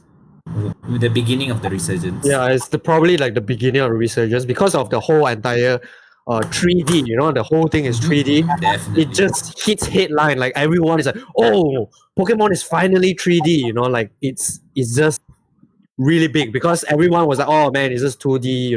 Pokemon is 2D, and finally when it hit 3D, everyone was going insane, and they just 3DSs were flying off the shelves. It was though. Yeah. It was though. It was. I was like, yo, I gotta get this new Pokemon, man, by hook or by crook, and I think I swindled my grandfather to get it for me for my birthday. Nice. Nothing like you're using authority to win over old people, right? Curry your favor, right? Yeah. Yeah, exactly. It's a great move. One thing that we learned here today, Pokemon brings out the best in us. But yeah, what were your favorite moments in 6, or what were the defining qualities? Definitely Mega Evolution. Mega man. Evolutions. That Yeah. mechanic just changed the landscape of Pokemon. Like it brought back people from first gen all the way to like Pokemon again. When they catered to the starting Charizard, Mega Blastoise, Charizard, yeah. Yep. Mewtwo, like Mega Mewtwo Y had a good looking design. Tyranitar, Oh god, yeah, Mega Tita, cool. Mega Aggron. Just the mechanic as a whole brought back a lot of fans. Yeah, Correct. Yeah, it's also quite funny to look back into Mega Evolution because when it was introduced, everyone was like, "What is this? Is this like Digimon?" But Kinda. yeah, exactly. Right. Everyone was like, "Wait, isn't this basically Digimon?" But now looking back, we're like, you know what? It's pretty cool. We can have a new, refresh look on the older Pokemons. We have cool designs. I'm just gonna say I think this is a quick segue into because I only really appreciated Mega Pokemon when I started playing competitive because that's where it made a difference. So Actually, yeah, same for Yeah. me. Yeah. so if it's alright, we'll talk a bit about how the competitive scene actually evolved, evolved in Malaysia itself. Go ahead. Go So, ahead. I think yeah. So yeah, it's as you all know, especially Ismat. So we had in Malaysia, we only recently had our official recognition from, at that time it was TPCI, the Pokemon Company International, to host official Pokemon video game championship circuits in Malaysia. So that was in 2014, I believe. So we finally had it through the help of our Pokemon professor Wilson, who's also I believe one of the heads right now for the Southeast Asia regions, but or like one of the bigger people there in the Southeast Asia region. So we had official tournaments, and at that time it was quite cool because we had people from Singapore coming in to compete in Malaysia itself, and that's how I made a lot of my friends as well from there. So really, really cool. And how, you know, like, because at that time, I think for a lot of people, because what VGC is basically you play doubles, you don't play singles. So you have 6 Pokemon, but you bring only 4 Pokemon to the battle. It's quite I feel like it's one of the better formats of Pokemon to play when you want to really maximize everything. Like you want all these different tactics and stuff, yada yada yada, blah blah blah. But you know, at that time, because we were all quite new to it, and the fun thing about it is, you know, like it really, I felt it was really the next step to being a Pokemon fan when you genuinely when you deeply went into competitive. Because I feel like that was the only option where when you had the dream as a child to be the very best, you know, in the tagline of Pokemon, this was one of the options and avenues where you can actually try and you can actually prove be it. the very best. Yeah. You know. Yeah. So yeah, I'm a very competitive person. So when I saw when Pokemon was like, hey, there's official circuit in Malaysia, I think it was about time I come in and stomp everyone. You know, I had like a very edgy attitude back in the day of I wanted to be the very best, and I would show everyone that I would try and be the very best in Malaysia, you know. So I would always try and go to tournaments, you know, try and play, grind out, try and finish first if I can. But yeah, that's when you have that avenue in Malaysia, it was very, how do I say, like it gives you that motivation to play the game even further. Official then- tournaments is it's really good. Yeah, that's why also like I also knew like TCG was also a competitive thing in Malaysia, not only video games, TCG, Pokken, like there was more tournaments like this that was not only happening in Malaysia but in every other country as well. That it opened my eyes, like, my god, there are actually people outside of Malaysia as well that have the drive and the dream to compete with other players to be the very best. Yeah, so that's when it like opened my eyes internationally, like, hey, it's just not me alone. I can actually meet people and, you know, learn something from them, play together, just the kinship among different people, you know. That's why I like to go to these sorts of events. And the vibe is very different in international countries, by the way, like in Australia or America. Families would come to these sorts of events to let their kids compete, you know, friendly rivalries. And it's like a Pokemon day, sort of, you know, like a family would go to these sorts of events in the weekend and just have a good time, you know, like buy Pokemon merch, enjoy playing the games with it's a very different friends. It's very different. Not gonna lie, I can tell you that. Yeah. In Malaysia, it's quite competitive. Like the it's like, you know, people go there to compete. We go there to win. We go there to win. In other countries, no, they go there to celebrate. It's very different. They go there, it's like, oh, it's Pokemon, let's go. Let's go, let's play Pokemon Go Cash. They'll talk about Pokemon. In Malaysia, it's a bloodbath, if you ask me. People like the vibe is very different. I think it's also like an issue of the younger audience wouldn't really know about these events. I feel like because coverage wasn't that easy back then. I mean, it still isn't really that easy, but it's better now.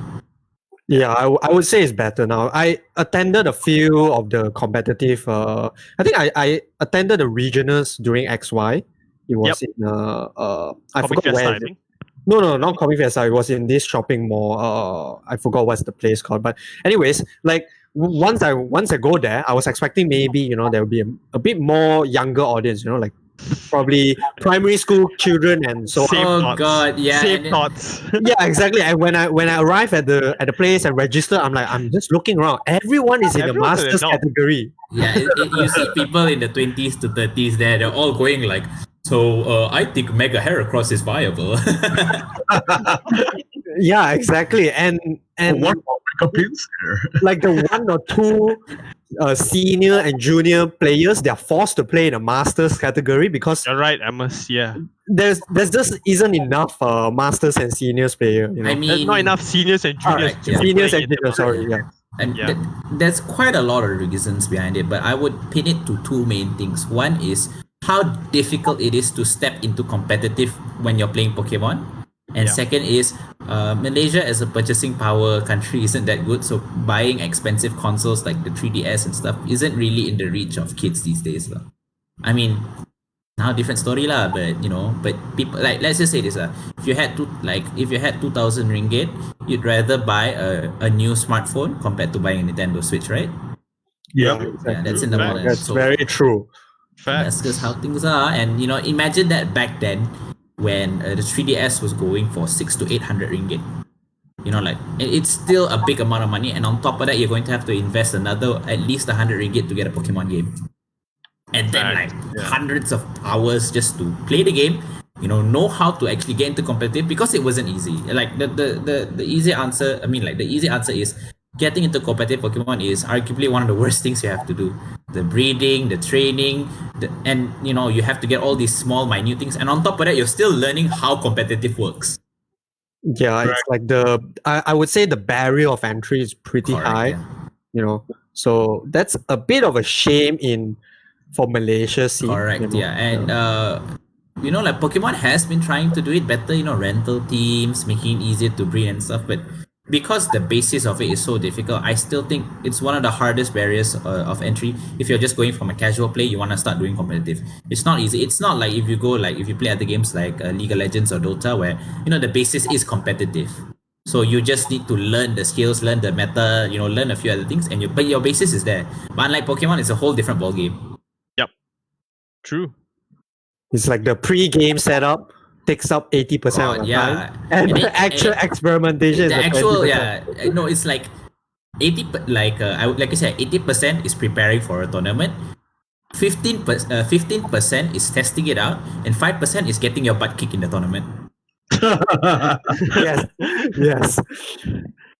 I didn't get into the competitive scene, but I was an avid follower. I mean, Smogon did me really good. Oh yeah. Yeah, Smogon did me really good. I really enjoyed watching the technical plays, people swapping Pokemon in and out, how they countered it and whatever. Because I honestly tried to actually to get into the competitive scene, but after 2 nights of breeding, I gave up. I understand, man. Totally understand, yeah. Don't worry, it was to the point where we were doing things, because back then in Gen 6, to breed Pokemon, basically you have 5 eggs, you have a Talonflame with flame body, and you circle around the Eiffel Tower. So what people will do is that you put like a 20-cent coin underneath the controller, right? Yeah, you put it so that it will keep spinning, right? And then like when it's then you check on it. I did the same thing, but it was just like how many, you need a certain EV point and ID point, all that right? stuff. All right, it's very minute details. Yeah, you need 5 EVs, right? At least, because you're not going for 6, right? God, and if you're going for at least 5 EVs, it's a lot of work, because you need the EVs to be in the right place, and if you get a score, competitive advantage, you do. Right, if it's in the wrong stat, right? Like you need speed, and then it goes to special defense. You'll be like, "Well, you're going to redo again." Yeah, it's time to trade you off. It's just so frustrating to prepare for it, and then it's even worse once you figure out, like when you fight all these other players and they kick your butt like nobody's business. You're like, you spend like a whole month doing that just to get your butt kicked. Yeah, and it also, again, the shining exemplary of human rights, right? Because you have to do all this genetic cloning, right? Just perfect. Some people do it, right? Yeah. So like for you to get the perfect mon that's just one, and then if you want to try out other teams, other combinations, right? It's just so difficult. Yeah, and then you need the egg moves, and it was just like a lot of work. After thanks to Smogon also. Once I realized the extent of the effort I would have to put in, it turns you off, man. Yeah, I just said, "Oh, thank you very much. I'll follow the real guys, and give them the respect that they deserve." Look, at the end of the day, it might not be the best thing to say, but I still genuinely believe, regardless of whether you properly breed a Pokemon or you use like other methods, like genetically, eugenate, I guess that's what it's called, eugenate. It doesn't change the fact if you're a bad player, you're still gonna suck. If you're a good player, you would have known already from the beginning what you want to do, how you want to do, how you take on different matchups and stuff. And this is coming from my years of experience playing Pokemon. Especially Ismat would know this because he plays at a higher level than I do. It really doesn't matter. What really matters is when you're in the game, you know what you're going to do. When you're in a match, you know how you're going to handle the situation, and you play it to the best of your abilities. I keep telling people like once you're in a high level competitive scene, the game doesn't feel like it feels more like chess, I would say. Yeah, that like I give the analogy like the game plays very differently. It's not more of like do I need to have good hand reactions or eye coordination level? No, it's literally like chess. You need to think, calculate your moves, couple of turns before. That's why I find the game very very nice to get into. You know, It it's is. It very is. Feeling. yeah, it's Once very you fulfilling. Yeah. yeah, once you really get into how competitive Pokemon is, because like you said, it's like chess. It's like chess with rock paper scissors, but seven different things happening at once, and doubles. You know, because it's doubles, like it squares it. So like you're thinking of all these different things, how it moves, where it goes, and stuff. You know, optimal move play, whether you want to kill it, whether you want to save it for later because it's useless, so your other Pokemon can set up all these really cool things. Like I genuinely enjoyed that thing too because it was very mentally stimulating. Very mentally stimulating. Yeah, you couldn't have worded it better. That's the right term. I would use it. Yeah. And I think if you're playing the Pokemon TCG, right, it adds that layer of strategy as well because it's almost the same thing because you know what your opponent has on the field, right? Yep. And you have to anticipate what he's going to bring out. Yep. Yeah. Right. It's that same thought process because I have to like think 2 to 3 turns ahead of of whatever he's going to pull out, right? And based on the cards I have in my hand, right?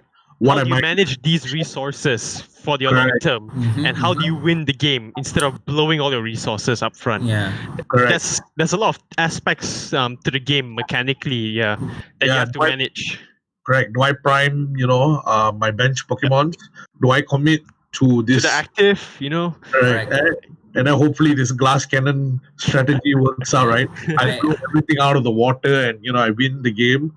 Yeah. I do think one thing about TCG, which, even though I don't really play it because, I'm a poor guy, I already spent like hundreds on just trying to get a 3DS and the video game. I'm not going to spend any more hundreds on the cards. So, but what I do really think, what I genuinely appreciate about TCG, regardless of whether it's Pokemon or others, is how you build your deck to mitigate bad RNG.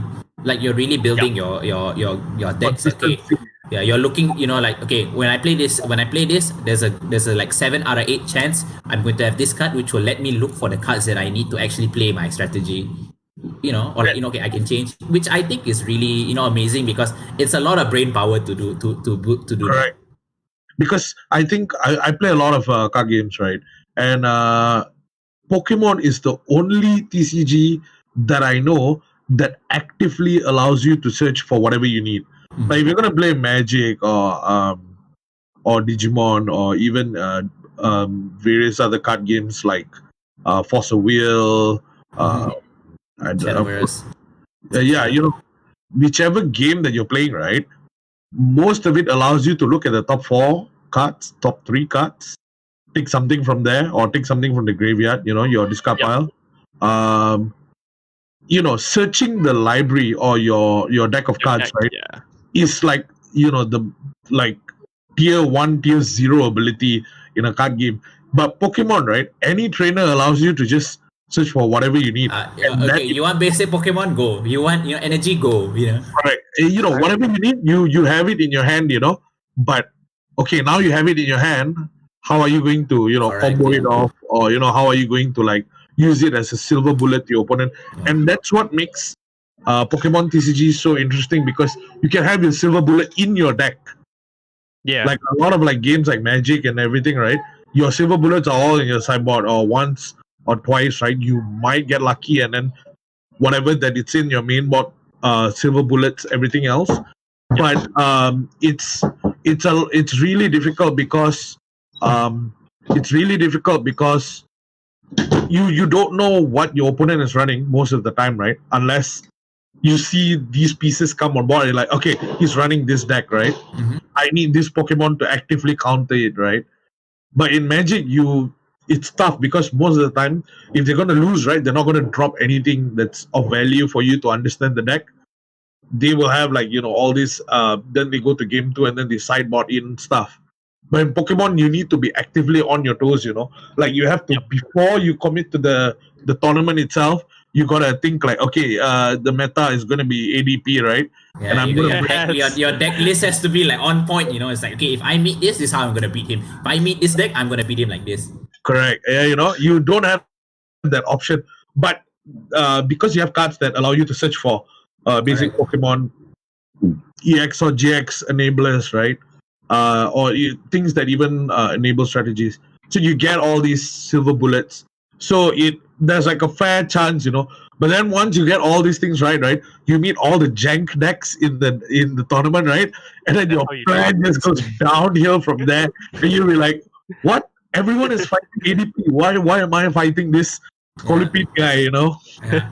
Or the worst things is when when the card you specifically need to beat that one is in the price cards. Exactly, man. Because imagine, because I've seen people they go okay, I just need to they play the trainer card or the supporter card that can let you search your deck, right? They look and they're like, huh? Tak ada. They look in respawn, look, tak ada. And then they realize that in the price deck, it's like, oh no. And that's a great tell, by the way. If your opponent knows what you're searching for is in the price card, right? Yeah, he's not gonna give you that free price draw, Yeah. Because sometimes there's like the setup phase where you have one or two prizes, and then I come back, I do think at the end of the day, Pokemon, regardless of TCG or VGC, it's one of the greatest games of resource management, as in you really have to squeeze your brain juice to get the best, get the best of it. In most cases you cannot autopilot it, and if you can autopilot it, let's just say you're not fighting a good opponent. Nice one. But, hey, talking about silver bullets, right? Even in the VGC, you got to be really creative in bringing out silver bullets, because if every VGC team has a cat that can wrestle you to death, right? Incineroar. Yeah, right. And just if every team has this dark fire wrestler that can just decimate almost every single typing or Pokemon that you guys are gonna bring on, you gotta bring in your silver bullets, man. There's Right? a lot of text. So I think also it also applies to TCG, where you have this thing called text, where you have that one specific thing in either your team or your deck which is built to just deal with this particular situation. Yeah, the silver bullets lah, basically. So something like that. And Incineroar was just Ridiculous. dominating. Yeah, Yeah. I don't know what was the silver bullet for him, The thing about Incineroar was that in most cases, Incineroar itself was the silver bullet, because it wasn't strong on its own in particular. But what it did is that it always enabled its teammates to really go ham, which is the main thing. The intimidate, the fake out, the U-turn, knockoff, throat chop, snarl. It had all these different techs and gimmicks which crippled your opponent, so that your actual strong Pokemon can go ham. Correct. But one thing I never understood was why Incineroar could actually use U-turn, right? I guess it's like a wrestler. You're just tapping out, you tag team into your team. I can't handle this, bro. Take it Turn. Yeah. Actually, that makes sense. That actually makes sense. But it was just I think he was the most he wrecked the format, I think. He just had a really, really good place, because not only was he good on its own, but he was very versatile in just about any situation. You need someone to tank an attack, okay, here's your guy. You need someone to sack, okay, here's your guy. You need someone to disrupt the opponent, here's your guy. The whole point is that there are some Pokemon that really centralize the meta. Let's say in the video game parts, right? So some Pokemon really centralized. Back then it was Mega Kangaskhan. It really centralized everything. But the point is that I don't think Incineroar centralized the meta. Incineroar just allowed other Pokemon to just really be so you want a Assault Stance? Yeah, I can fake out that guy for you. Yeah, so you don't want to get to player. So you don't want to disturb you. Okay, I can snarl him to cripple them. Then you can bring in your other Pokemon for free. You want a safe switch in? Okay, I U-turn for you.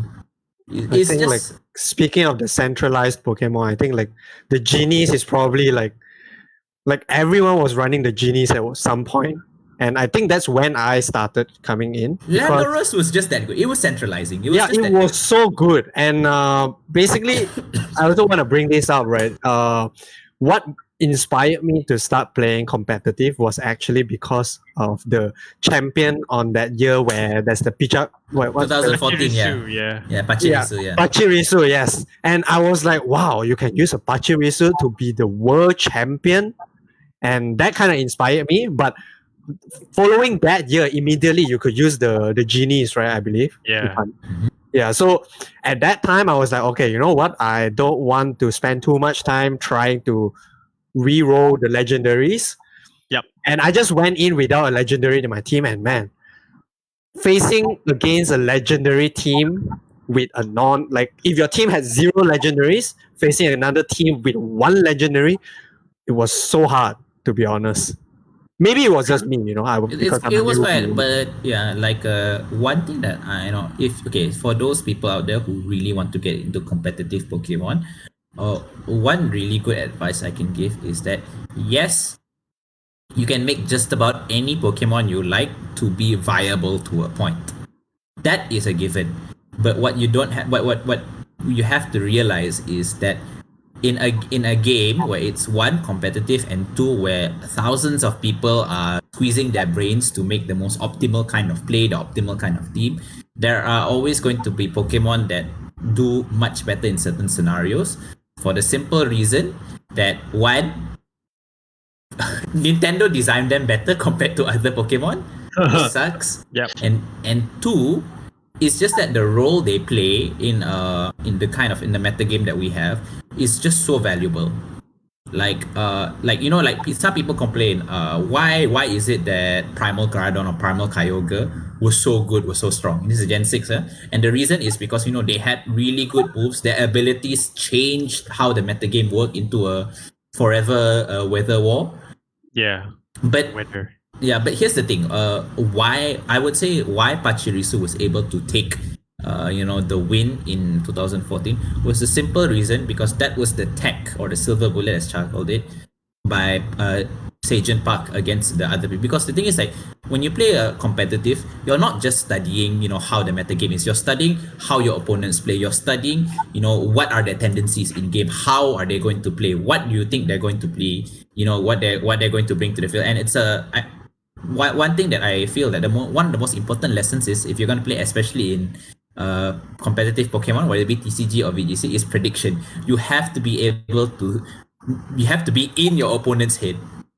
So you have to think, okay, when I do this, he's going to do this, and when he does this, I'm going to do this, okay, I know he's going to do this, so I'm going to switch my Pokemon, absorb the attack, my other Pokemon's going to attack, and he's not going to expect that.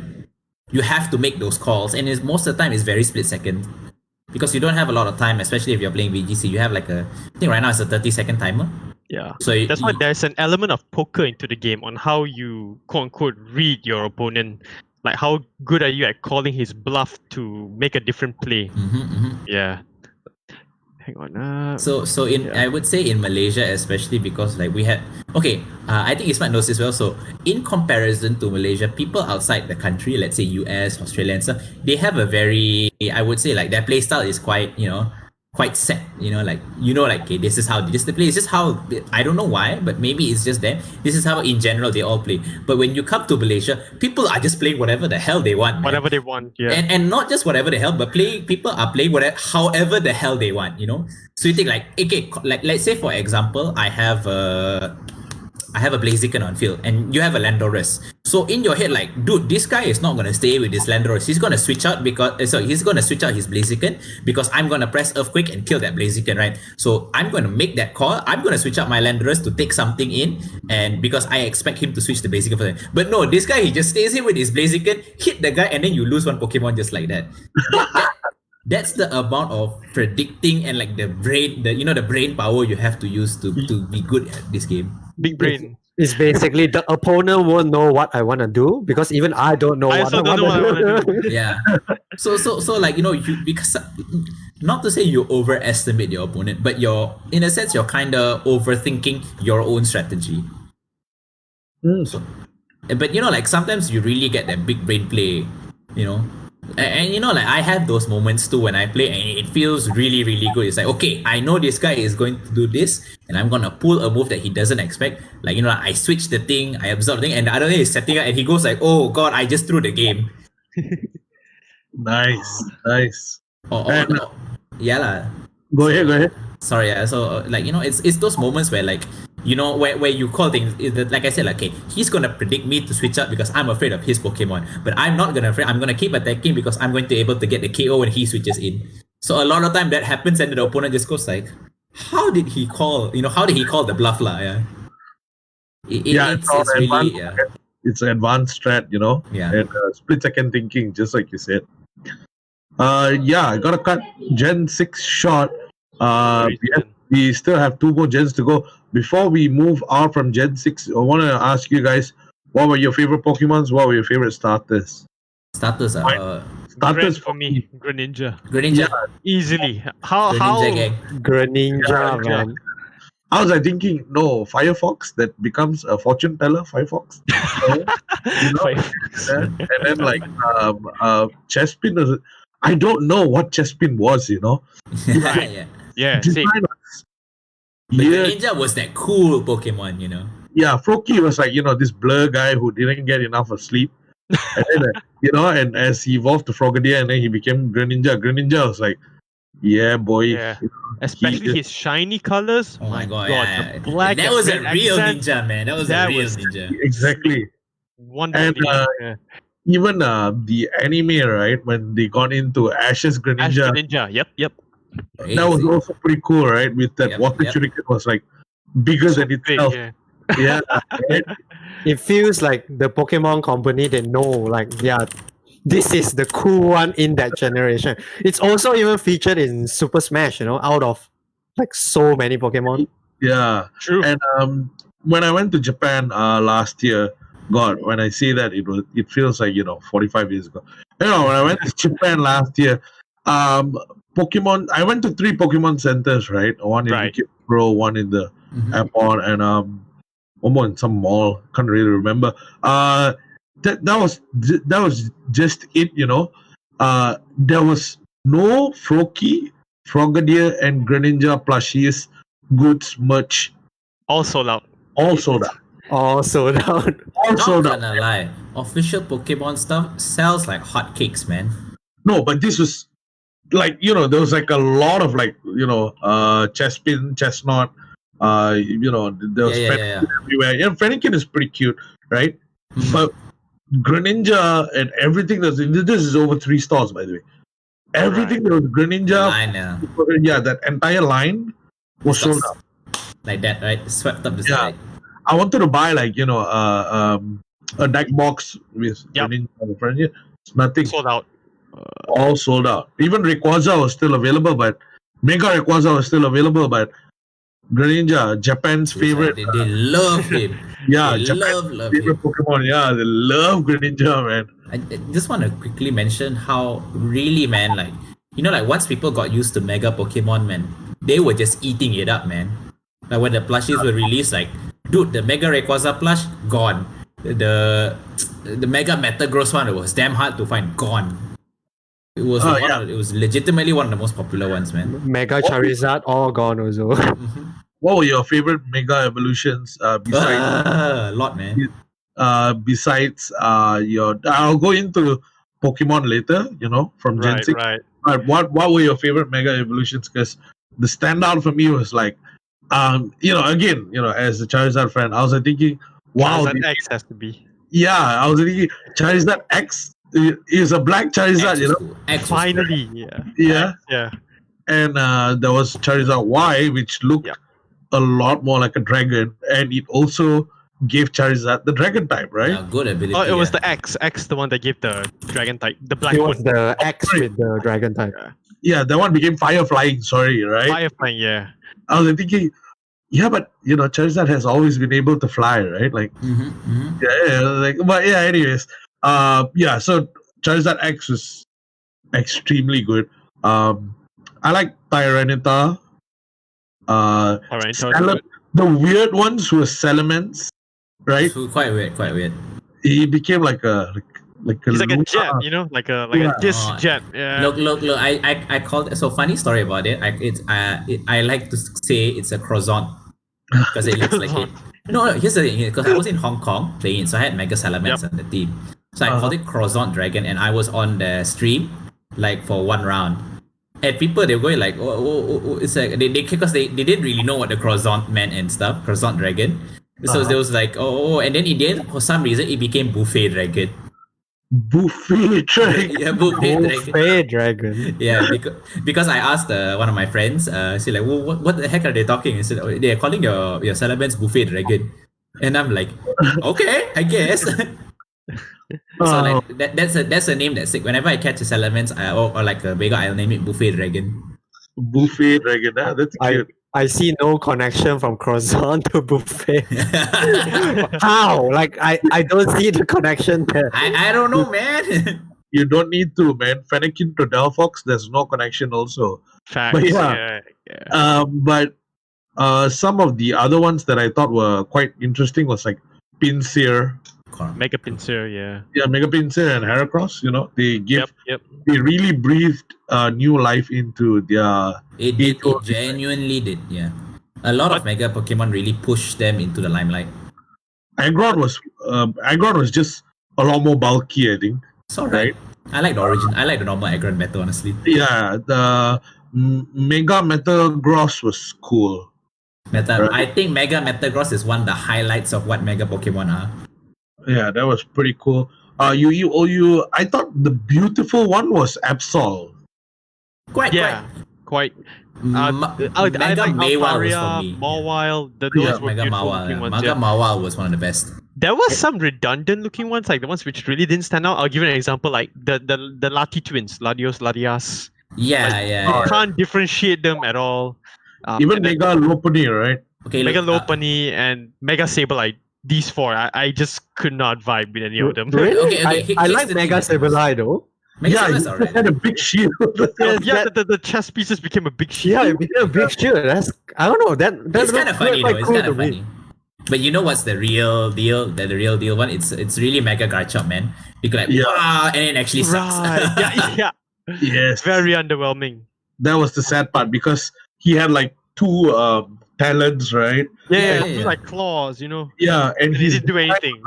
His design was like V, like it was like, whoa, they made him edgier. Yes. But also kind of made him more redundant because his normal counterpart, normal Garchomp, actually serves a better role. Better purpose, yeah. In competitive, yeah. Yeah. What did he become again? He was ground dragon. No, he was the same. But the stats changed. So the speed actually went lower, which pushed it to which really made it irrelevant in the competitive scene. Okay, I get it. In terms of original design, I actually, again, you see, I have this weird typing thing, right? Previously, I liked Chandelier, so the new one was Aegislash. Oh, Aegislash was everyone's Gen 6 favorite, man. It was so good. Lucky he brought that one up. Yeah, Aegislash, especially the shiny colors. Oh my god, black with the red, yellow accents. That was really good. The shiny color really made sense. That was a chef's kiss, man. I love like Aegislash's concept, with the sword form and then the shield. In competitive, he was like, it was really interesting. Yeah, he was really interesting to play as Aegislash. Dude, the funny thing is that like a lot of people say Gen 6 was underwhelming, but basically everyone agrees Aegislash. Aegislash. I honestly thought that Gen 6 was great in design experimenting with designs because I like most of the Mega Evolutions, right? Mm-hmm. And then you had Aegislash, which was pretty great. It really came to be in Auras, the remake. Correct. Some cute designs that I thought were like worth mentioning was the dragon that evolved when it was raining. Oh, Kudra. Gudra, yeah, exactly. Gudra, yeah. Yeah, well, it was Sligu, right? Before that, Yeah, right? Sligo, yeah, Gudra, correct, then yeah. comes Gudra, yeah. Yeah, and The it was Gumi is cute, the blob. yeah, the blob, right? It was really cute because number one, you had to wait for level 64 again for it to evolve. It could evolve in the rain, right? Yeah. But it added layers and depth to it. And the other one that I thought was really cute was Inkay because when it evolved, Yeah. You have to turn the You 3DS turn your upside 3DS upside down, man. That was cool, yeah. that was like I couldn't figure it out on my own. Trust Yeah, me. exactly. Like, how the hell will you figure it out? Yeah. Other like standout designs for me were like I personally liked it was that Dragalge. Dragaga was quite alright. Oh, I would say. Dragalge, yeah, the poison dragon. Yeah. Yeah. Yeah, the one that looked like seaweed, but but it was a dragon. Oh, horsey. It was a sea. You see, it's a sea dragon. It's actually called It's sea like dragon. it's like algae, like It's not. No, it's actually based off a real life. Those things are actually called sea dragons because they're based off types of kelp. That's why. yes, kelp, yeah. Yep. And then you have nice, I guess, nice normal designs like Helioptile. I like The one- Helioptile. Yeah, it was just It's funny when it fills up. It's really funny when it Yes. fills up. and also what's that lion? The Pyro. Pyro, yeah. Pyro had two versions as well, right? The male and female. And one that I always remember Ash just carrying around was Holucha, Holucha is. Yeah, that was good. It was quite alright, quite cool, yeah. Yeah, and I like the fact, again, wrestler aesthetic, right? So the other designs that I thought was on my end, which I really like, was Noivern. Noivan's a cool design. Yeah. Because I always like Zubat always was, a lot of people gave Zubat a hard time because it was really, just there only, right? Mhm. Yep. It's such a common Pokemon, right? But Noivern really took it. It made Zubat look smart, lah, basically. Like if some, but I would say Crobat is one of the coolest designs out there, man. Crobat, I pretty love cool, yeah. Crobat. But I don't know like, about y'all, but I think Gen 6 was the only one where when you start the game, right, and then you catch, how you normally have like your first bird, the one that you always pick. Talonflame was the coolest out of the bunch until Gen 6. it was. I felt. Yeah. I would Agreed. say Talonflame Yeah, definitely was the one. It, Follow. I think Talonflame was even like one of my forerunners when I was playing this gen because it had like Brave It Bird. was so useful. Brave Brave was so Bird, cool. the Gale Wings ability was broken. Yeah, exactly. I think the ability really destroyed a lot. It was centralizing. And the typing, fire flying, right? Fire flying. Quite good.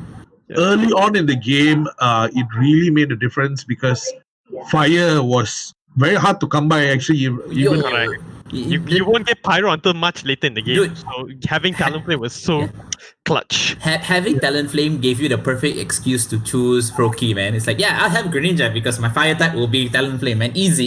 Right, exactly. And Talonflame is not. It's not like Butterfree, where you have it, you evolve to Butterfree, and then once you get to like mid game, all right, Butterfree, I gotta switch you up. That's how you go. Yeah, Talonflame was in the beginning in your team, as Fletchling, Yeah. and then finally Talonflame. Once Talonflame hits, like this guy is for life, right? You're not gonna change him out. You know? He's like main team gang, Yeah. Yeah, exactly. He was main team gang, and that was really nice. The other two designs that I like was Trevenant.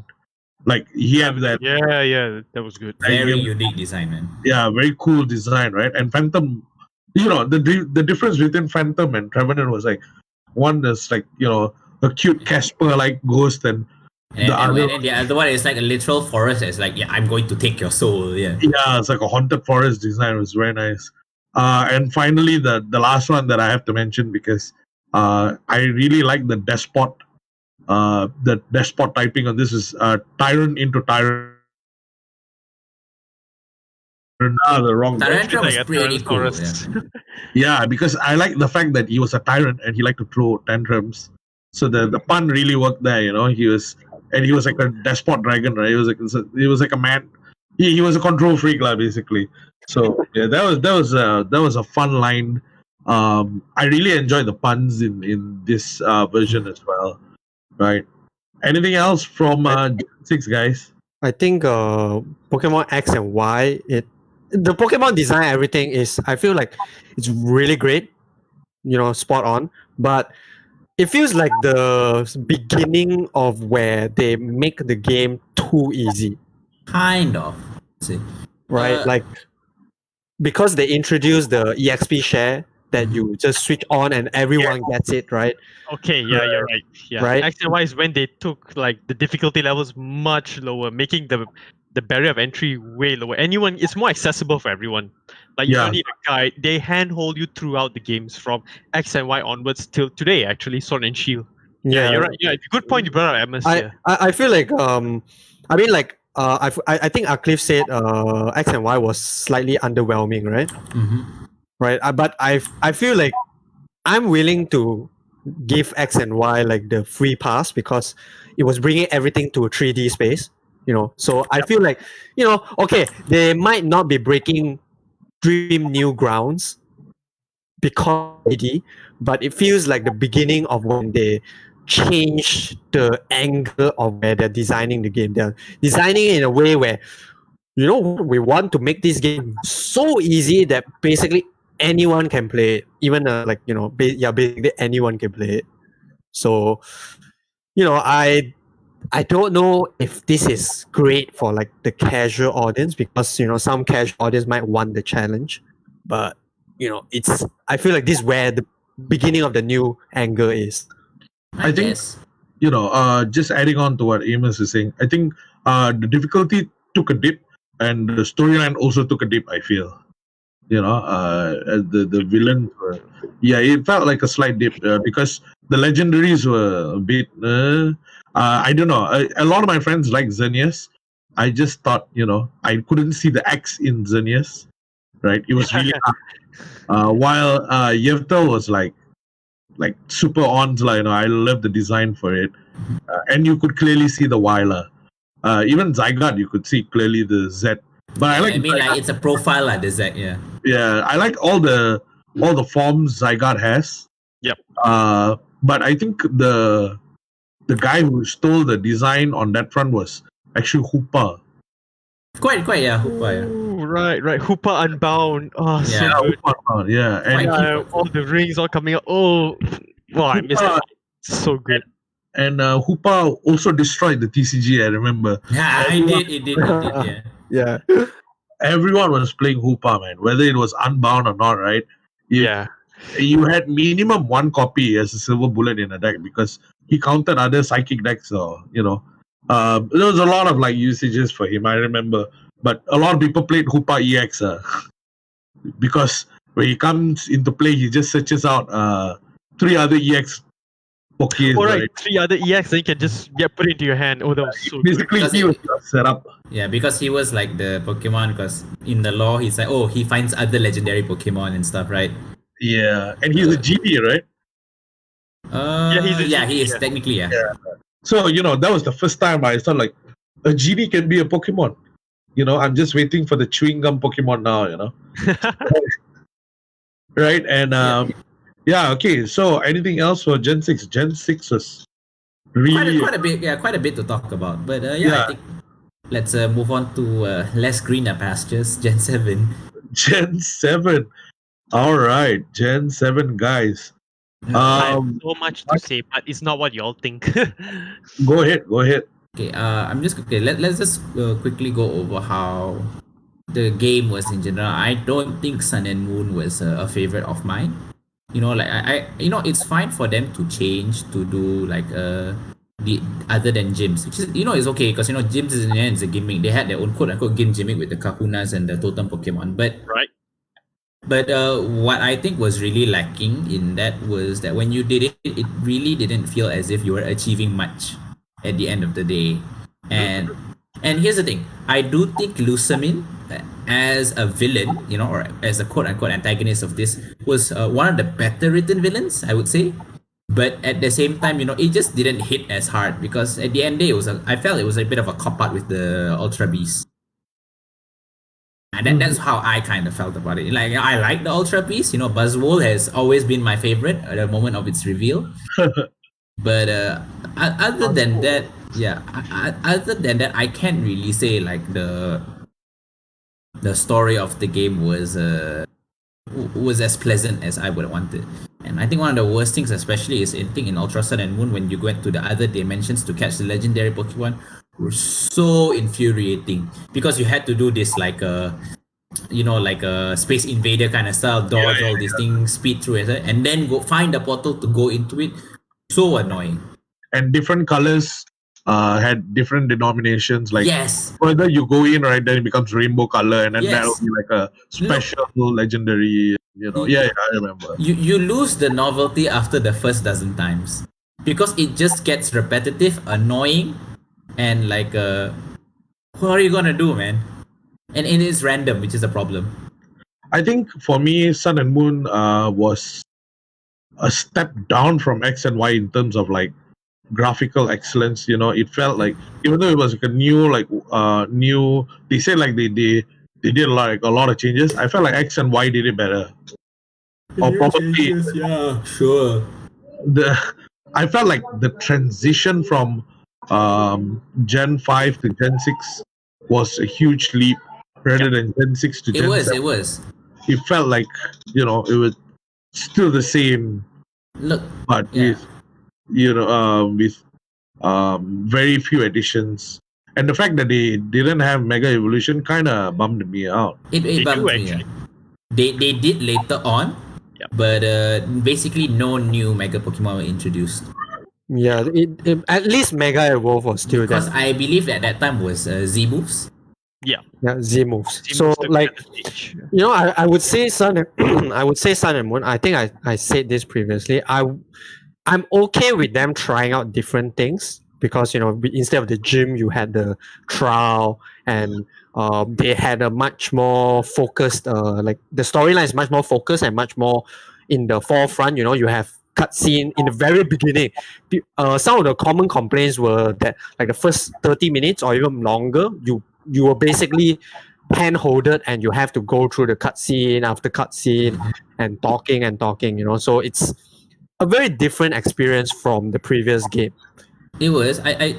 Sorry, I continue. I'll add on to it later. Yeah, so like I felt like it's a different approach, but I'm okay with them taking a different approach. But I will add on a bit more when we go to Sword and Shield because I'm not a big fan of Sword and Shield. I'll preface first. And and I'm okay with them trying new things. It's just that it did not hit, Yeah. Okay. What I Okay, wanted if you to carry say- on, then I'll say something next. Yeah. Yeah. Very easily, what I wanted to add on for Amos is that it's okay they try different things, but the problem is the payoff wasn't there. It just felt like, hey, you do all these things, but then it's still disappointing. You expect there'll be like some cool thing happening at the end, maybe that like it's like, yeah, this is all worth it, but it's not.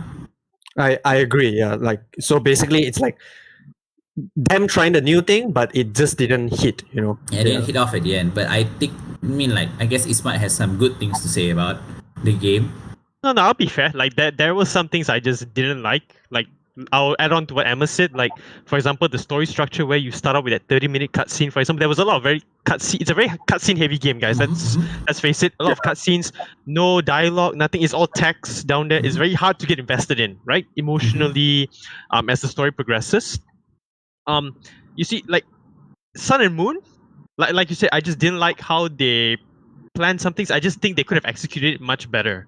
But as a game, like when you play the gameplay itself, the competitive, the battling, it is my favorite of all the gens actually at the moment. Like of all the mechanics they've introduced to the game at that point, when you have Z moves and Mega Stones, it's my favorite of the bunch. Like they've balanced, quote unquote, balanced the game. They made Pokemons which were not viable before, they made it viable with Z moves or Mega Stones. Like it's much more diverse as a competitive player to play the game. Because at the end of the day, right, when I buy a Pokemon game, sure, I'll breeze through the story in like 1 or 2 days. I might forget about it a month after it. I'll be playing the competitive part. You know, like I'll be going online, I'll be playing battles, I'll be fighting different opponents, and I enjoyed that aspect of that game in Sun and Moon much more than I did in previous games, hands down. Like I agree. because like the Z move mechanic just it diversifies the gameplay. It's not Correct. straightforward anymore. No, like there are some curveballs I have to watch out. It how do I say heightens my gameplay as a competitive player much more than what Yeah. I would have experienced in X and Y or Black and White. I genuinely agree in terms of the competitive, what Z moves and Megas inside. Is that Megas, yeah. Because what I think is that you didn't lose anything. It just added on more layers to how the game is played at a competitive level, which I think because and I think that is I feel maybe it's a bit too much of a demand from me as a fan, but I think that's what Pokemon should be. You should just keep adding more onto it without really losing anything. Like even if there is something else, you don't really feel it. And oh god, I think the worst thing is that you lose a very key thing called PSS, player search system. From X and Y. yes, Such a good. Yes. PSS was so good though. Like I don't know why though. Why PSS was so good? They should have It's- just worked on that. Like But they did, yeah. So one thing that I really wanted to add on what Pokemon does is they love taking 2 steps forwards, 3 steps back whenever they release a new game. They will Yes. give you like, okay, here's a new feature, but then they remove a very cool a feature very from the crucial, previous. cool Yeah. feature. Yeah. Yeah, Yeah. it's basically like Effort. they introduce a new feature that's supposed to take over the previous feature that they removed, but it just doesn't work as well as the previous one. But I think it would have worked well in tandem with everything that they've introduced. Definitely. Imagine an all-star Pokemon release, right? With Mega Evolutions, Z moves. What else? What else can you throw at it? So just Megas and Z moves. Before that, there was crystals from Black and White, but they're They gone. removed it. Yeah, They removed it. True. entirely. So, I You think some gems are still there. Yeah. The gems, sorry, that's the word gems, not crystals. What am I saying? Yeah. if just say you have Mega Evolutions, you have Z moves, and throw in Gigantamax for good measure, right? all of it. Like imagine like a Mega Evolved Gigantamax Charizard. With Z move. Yeah, right. Like it again, right? Balancing will be very difficult. Yeah. Yeah. I have a few things to say about what Gigamax, Gigantamax, and Dynamax. We'll save that and for Sword Gigantamax. and Shield. Yeah, but we'll save for that now, for later. Yeah. I don't know about y'all, but most of my favorite Pokemon to date actually came from Sun and Moon. Like I can name 3 right now. Go ahead. For y'all. I love Tapu Bulu. I know he looks so dumb, but I just love him because he looks so. He was my favorite mon when I saw it first. Like a bull, like a legendary bull. Like, guys. Yes. Second is Pheromosa. Imagine like a glass cannon, but a lady that's tall and slender. That It's would also just, a cockroach. Yeah. It's also a cockroach. Like how can you not? And third is Ultra Necrozma. Like that reveal in Ultra Sun and Moon Oh, when, yeah. The Ultra when you have to Necrozma was fight cool. him, the theme song that they play in the background and his reveal, chef's kiss. I Pretty could not good, have. pretty good. That was so good. Tops what I love about Mega Rayquaza. That's why I should have wanted from Mega Rayquaza, but I didn't get it. I only got him from Ultra Necrozma. On Ultra Necrozma, yeah. So Uh, good. Oh, Talking about the Tapus had especially Tapu Lele had a strong showing in the TCG. Oh Right. god, yeah. Not just Oh, the TCG, man, that was- she was also very centralizing in the she's a force to be VGC. reckoned with everywhere. VGC, TCG, you name it, Yeah, she's man, there. it's crazy. Gotta respect that. In TCGs, you either had 4 copies or you Or don't. 2 at least. You need 2. Yeah. Yeah, at Yeah, least and 2. And it was like having- $200. Yeah, no, having 2 of a Tapu Lele basically made your deck cost 500 ringgit more back then. Just 2 cards, you don't Just need 2 like cards. you don't need like the 4 or Gardevoir or whatever, just the 2 Tapu Lele. I also want to touch on, right, because this was when I ventured into TCG like much more. I played quite a fair bit, started from 2017. I felt like the Sun and Moon format from TCG onwards actually was the golden era of Pokemon TCG. Like, you can ask any TCG player when was the best time to play. Hands down, I would say 90% of them would say Sun and Moon format onwards. Like it was the most balanced format where you had a huge variety of big basics, evolutions, nice gameplay mechanics where there's back and forth instead of the normal usual stampede on Basically, one player. the very oppressive. Uh, Like there were like I think one thing about TCG back then. I say it back then, but it's not that long ago. But like it had a lot of different deck archetypes, which all of them Yes. were viable in its own way. Aqlif, you're right. In that Sun and Moon alone, like that format alone, you could play 15 varying decks, and they all have a chance to win. Like you have a chance to win. You don't need to spend so much. I mean, sure, if you have Lele's, they are good, but there were other archetypes you could play and still come out on top. Like I remember a fighting deck that was against EX decks. it was Simeon, was it? Holucha was inside there. Remember? Lucha, yeah. So there was Landrus, and then Yeah. So that was like that was like an offbeat deck. You don't have Tapu Lele in it, but it like you said, it had a chance. yeah. You can't write it off. Equal chance of winning. Again, it comes down to the pilot. The Yeah, pilot A crashes the deck. skillful Correct, player yes. would win at the end of the day. Good players just really like there's just a level of difference in skill when you fight an actual good player. Yeah. And your run of the mill kind of like deck adopter, I like to say. Moving on. I Go do agree though, like the Sun and Moon. That's when I played as well. Yeah. But you once the Ultra Beast started being introduced, suddenly it's just big basic again. yeah. Oh yeah, bro. Buzzwole.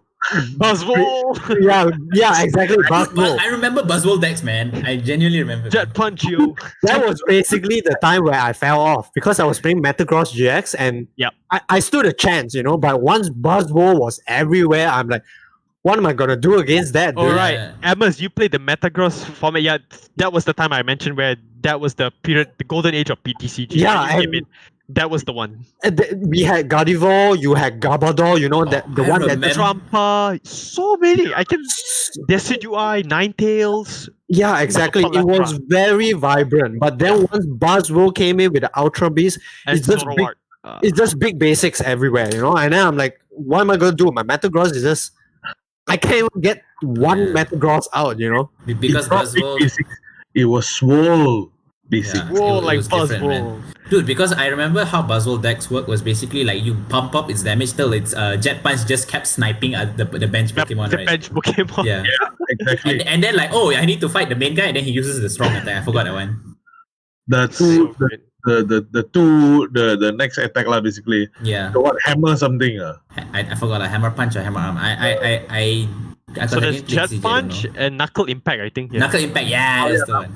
That was 120 damage, right? Knuckle Impact. 160, bro. 160. Sorry, 160. Saw that. He just takes out, Yeah. any EX that comes in Yeah, front. and by the time you pump the damage, because you're already pumping damage for Jet Punch, right? I think with the band, right? The choice band. Or muscle band. Choice Band. Choice band, yeah. So good. 190. Oppressive. Oppressive. Is ridiculously oppressive. Going on, while we are talking about Ultra Beast, what are some of your favorite Ultra Beast designs? I know that Ismat likes Pheromosa, Pheromosa, hands down. right? I like Celesteela. So that's not bad. I also like Buzzwole for That's for me. But Buzzwole is for me, man. Like right. it just felt so right when I saw him, And even in the anime, he's like, he goes up to the Beware and like just flexes. Yeah. Yeah. Guzzlord was also, an interesting design, though it Correct. felt more like another reiteration of Garbodor, the evil version of Garbodor, right? Is Amos? Galio considered an Ultra Beast? What? Sorry. No, he's a Actually, legend. it is. It is. So It Galio kind of is actually. Yeah, it is. Okay. Yeah, Lore wise, it it is. technically is. Lore yeah. wise, it technically is. Okay, I Solgaleo guess and- lore wise, Soul Solgaleo. Galio would be my favorite. Like, it's so cool though. Like, I love Soul Galio. I felt that the Zakichi. legendary poster boys for this series was equally cool looking. Like I felt like Lunala was nice. Oh, Lunala, yeah. Yeah. Galio was nice. They were kind of like balanced, as opposed to X and Y, where you had a deer and like a flying A elemental. flying bat like that. It was very different because at least in the but in comparison, like Lunala and Songalan, you could genuinely see them as equals, but when you play in, like, for example, competitive, they are equals, but if you let's go back to X and Y, right? Xerneas versus Yveltal, like, You can see hands down which one's the better like one. Xerneas just just stampedes through the whole metagame, man. Yeah, he was It's a force to be reckoned with. forced to be reckoned with. Yeah, exactly. Stole the words out of my mouth. That's just the, how can I say, like, it's the textbook good. definition of a centralizing Pokemon. Yeah. Right. Moving on. What are your favorite Pokemons from this gen? I felt that I have so like many. I felt like in Gen 7, right? Right. The Lucario of this gen was like a rock. Right. Lycanroc, yeah. Yeah, definitely. The- It's dogs again. Yeah, Dogs again. Rockruff was like was everywhere, Yeah. And I'll get to starters after this, so you guys can like probably just mention out what would Oh the my design- god, who are the starters even in this gen? Incineroar! Incineroar. Yeah. The most Oh, broken bro. one, like forgot. Primarina and the CDY, yeah. Yeah. I played so much competitive, I forgot Incineroar was actually a starter Pokemon. I just see it as like a legendary at this point. That's how good he Not is. even a like, starter. I And don't understand the when they first revealed this, right, and I was talking to my friends, right, they first Right. revealed Rowlet, and Decidueye was like, Ghost. Ghost Dark. I thought that was No, the it best one. was Ghost Grass. Ghost Grass. Yeah, Ghost Grass. And that was like a very unique typing, right? Ghost Grass, Yeah. right? Correct. And my friend was like, "Whoa, wow, look at it! It's an owl and it's an archer, Yeah. And he was So saying like cool. it's super cool and whatever. And Litten was just like, a It's black a normal cat, like. and wasn't big. a lot of like speculation online was expecting Litten to evolve into a big saber-toothed tiger like Pokemon, You're not wrong, technically. right? But when it evolved into become like world championship wrestling material, right? I just told my friend like, dude, you can like This is the all one, the man. you can like all the owls in the world. You can be a tree hugger. A tree. Right? When Incineroar German suplexes your Decidueye, right? Yeah. Done. You're over. Exactly. That's when everything hits the ceiling. Yeah, like You're not gonna recover from that, bro. That I German know. suplex is gonna break every Pokemon's back. Dude, it is like, like you can be like, oh, the Phantom in the forest or whatever, but only one guy is gonna bring you to Suplex City. Yeah, exactly. And it's a one-way trip. You're not coming back, bro. And at that point, it was like being memed. Like, are we gonna get another firefighting? Because at that point, we have Right. Blaziken, firefighting. We have Embor. Embor, which is firefighting, and Infernape. Infernape. Yeah, we have Infernape firefighting as well. And Uh, finally, we have the fire psychic. Something different. And then now we're like, oh, is it gonna be a firefighting? He's a wrestler. It's gotta be firefighting. And it's Turns Fire out, Dark. Fire Dark. Fire Dark, bro. You remember that championship? That championship made him go. He's a heel. He's a heel in the wrestling world. And that's where the dark persona comes in, which was excellent storytelling, by the way. And while we're on the subject of starters, right? Every starter in from Black and White, I believe, Black and Yep. White, X and Y, Sun and Moon, right? All of them had dual typings, which formed that triangle, Yeah. because like they had like dual typing and Fire Dark, but when we go on to Sword and Shield, they just become basic again, right? They went back to Singular typing, but, moving on to the Switch and all that, that whole revamp, reboot kind of thing, right? But I felt like the dual typings, which had that triangle advantage, is super beautiful in design and subtlety. I do think that I agree as well. Dual typing really gives them, a whole new dimension and viability as well in terms of, competitive. Yeah, just because Incineroar is like best starter. Whoever likes Prima Donna, I really I don't know. You do you, buddy. I give you side eye, right? Some of the Very standout well done. designs that I felt from this gen were my favorite was the entire Vikavolt line. You know. Yep. I forgot what you start out as, but you become Chargebug. Yeah, you start out as like this one grub. Oh, Grubbin, right? Yeah, Grubbin, Grubbin, yeah, yeah. Grubbin, yeah, Grubbin. Grubbin is a 2-pin plug, right? And Yeah. Chargebug is a power bank, right? Yeah, and Jajaba is a Yep, yep. battery, yeah. yeah, Vikavolt is a stun gun, right? And Taser, yeah. yeah, Or you know, actually, it's more of a rail gun. yeah. Yeah. And once you equip it with a Chargebug, or when he carries a Chargebug, you can like fire non-stop. And I thought that lore and ecosystem and coming back to it, it's really well written, very nice, beautiful. It's very funny lah. And It's comedic lah, yeah. another Pokemon that I think that took everyone by storm, including the world, despite its bleak outlook, was Mimikyu. Oh, Yeah. people love Mimikyu, man. Yeah, It was cute. yeah, it was, dude. It was also edgy, it has the emo. I told you, right? It has that same emo flair as Chandelier and Trevenant. It steals the souls or whatever. But Mimikyu was just like self-deprecating in a lot of ways. It didn't have enough self-confidence, so it took on the visage of the most popular Pokemon everybody loved and liked, which was Pikachu. It was like a sad story, man. This is, Yeah, it's a twist on the Pikachu. Phantom. Yeah, Yeah. Phantom, yeah, definitely. Like Mimikyu, it's actually like they have this Pikachu march in Japan like once every year. Like Right, one right. one of the costume is actually a Mimikyu, and so it become like sort of like a game where you try and spot the Mimikyu, because as they're marching along, you're like, I wonder where's Mimikyu. And then when you do spot Mimikyu, you're like, yes, there it is. My favorite Pokemon design from this series, I think, without a shadow of a doubt, it has to go to Golisopod. Spot, yeah. Golisopod was like super from Wimpod, right? Who's a Yep, wimp, yep. right? And then he evolves into that badass, Kabutops Yep. brother. It was like it's superb.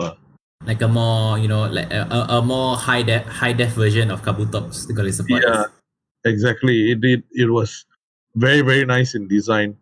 Even in the cut game, it was pretty on. Yeah, it was very it was quite meta actually. It went to the world's finalist of 2017 when Sun and Moon came out. Yeah, I think it was Yeah, finally. Golisopod. It was a Golisopod versus Wait, Gardevoir or something. Golisopod versus Gardevoir, yep. Yeah. It was a very influential card, I remember. So many fans were hyping for Golisopod to win that world championship. Because the Gardevoir decks were basically like, the meta deck back then. Because I think her one was the Rainbow Road thing, I forgot. No, not Rainbow Road. I forgot how. She basically dealt damage based on like how many energy or Yeah, something. how much energy was like in your whole the whole board. Yeah. I And think- Golisopod was like whenever you switch him in and out, you deal additional 80 damage to whatever. Additional it was. 90 damage, so it was 120 for 1 energy. Yeah. Yeah. That's Yeah. That's pretty crazy because basically it's like Golisopod decks were very pivots, like in out. correct.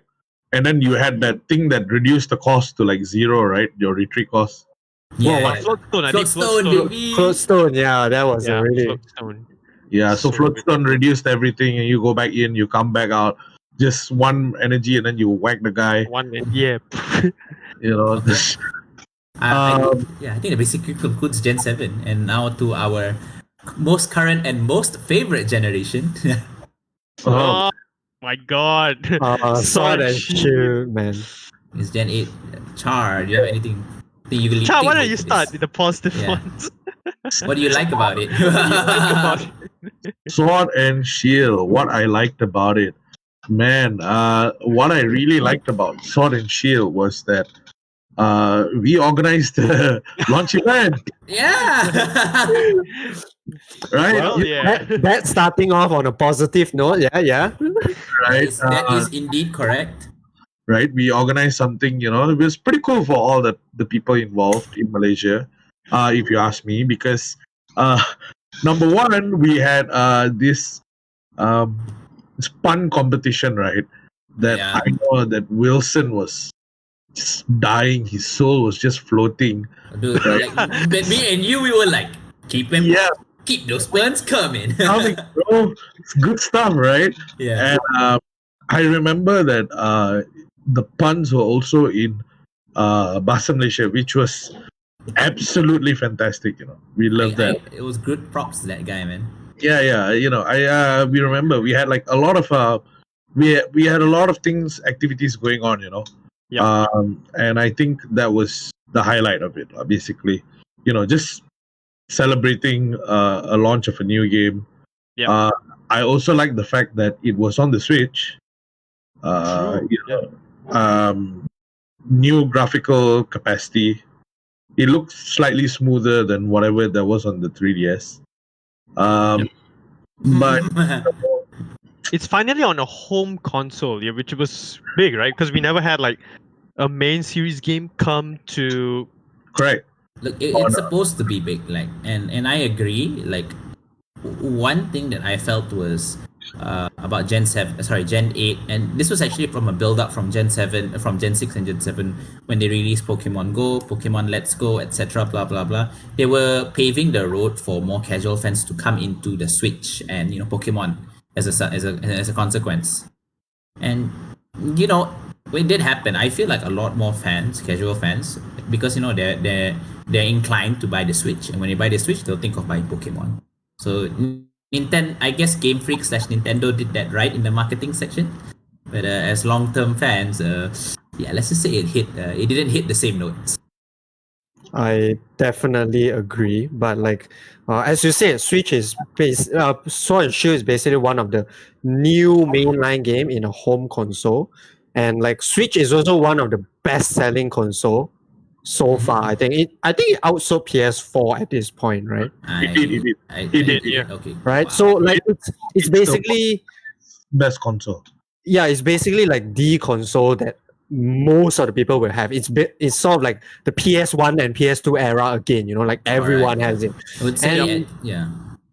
And I don't know, to start off that generation with Sword and Shield, I feel like a lot of people had high expectation because like Legend of Zelda, we look at Legend of Zelda, on the same console. They had the old Legend of Zelda and stuff, and once it hit Switch, it had Breath of the Wild is so big, so different, and it's such a huge leap from the previous game that everyone just had to play it. And long-time fans, casual new fans, they all loved it. And Sword and Shield, in my opinion, should have been the same or like similar level, Yeah, it should be of the similar level of Breath of the Wild, where it should take such a huge leap that everyone is just blown out of their mind. But personally, I don't think they hit it. How can I say this? The only thing I was blown out was out of the Dynamax Den. Oh, that was good. To be honest, but yeah, go ahead, Cha. Go ahead. yeah, just to add on, the good stuff, because it's gonna run out very soon, right? I think the wild area was Oh yeah, I'll give them that. The wild area. It was a fun concept, yeah. Yeah, I think the wild area really, at least for me, it kind of like changed the game in a lot of ways, because Gen 8 also brought in Pokemons from a lot of other regions, right? Yep. And in I think in Pokemon Gens 1 to 7, right? In this area, if you had this Pokemon, you had to work with all these Pokemons to go on to the next stage. Correct. And then to the next gym, you had like another area. There was only so many combinations you could mix and match. Yeah. Before you go to the next gym, because you're kind of like on a linear path, and it has linear Pokemons designed to be in that field of area. But the wild area was as soon as like after gym 1, I think, right? Yep. After gym 1 to gym 2, right?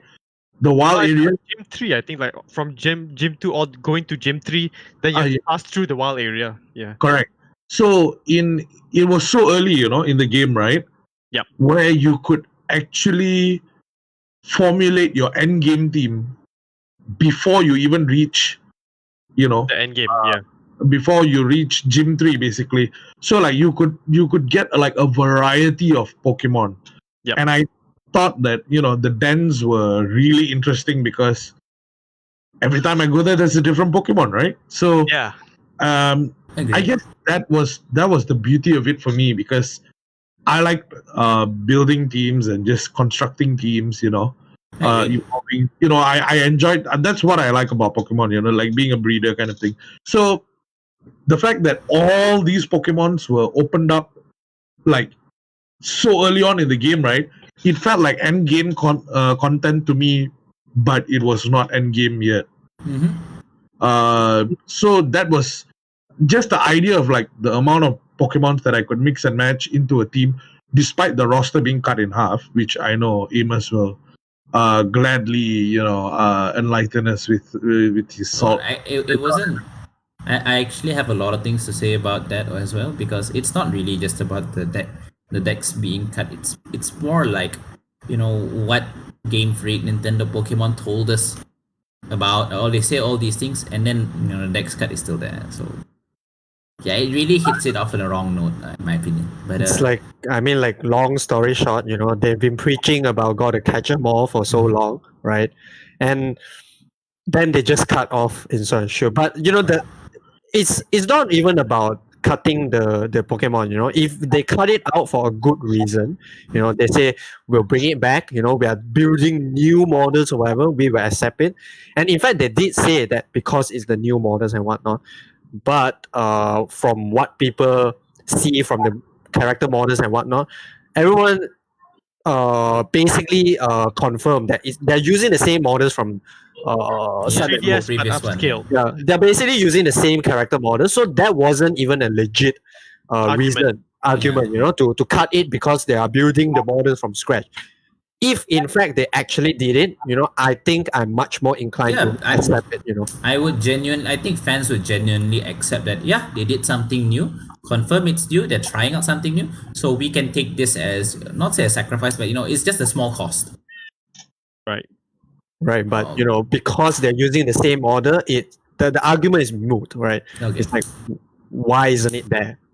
And I think one of the worst things, I'm just gonna say, sorry, I apologize for adding more bad news on this, but I genuinely think that their paid DLC, even though it's a season pass, is it just isn't up to the value in which they give. Sure, there's new things, your Pokemon can follow you and whatever, but you still don't get the full Pokédex, one, and two. Like I said, in retrospect, this is what I feel is one of the worst things about Pokemon is they sell different versions.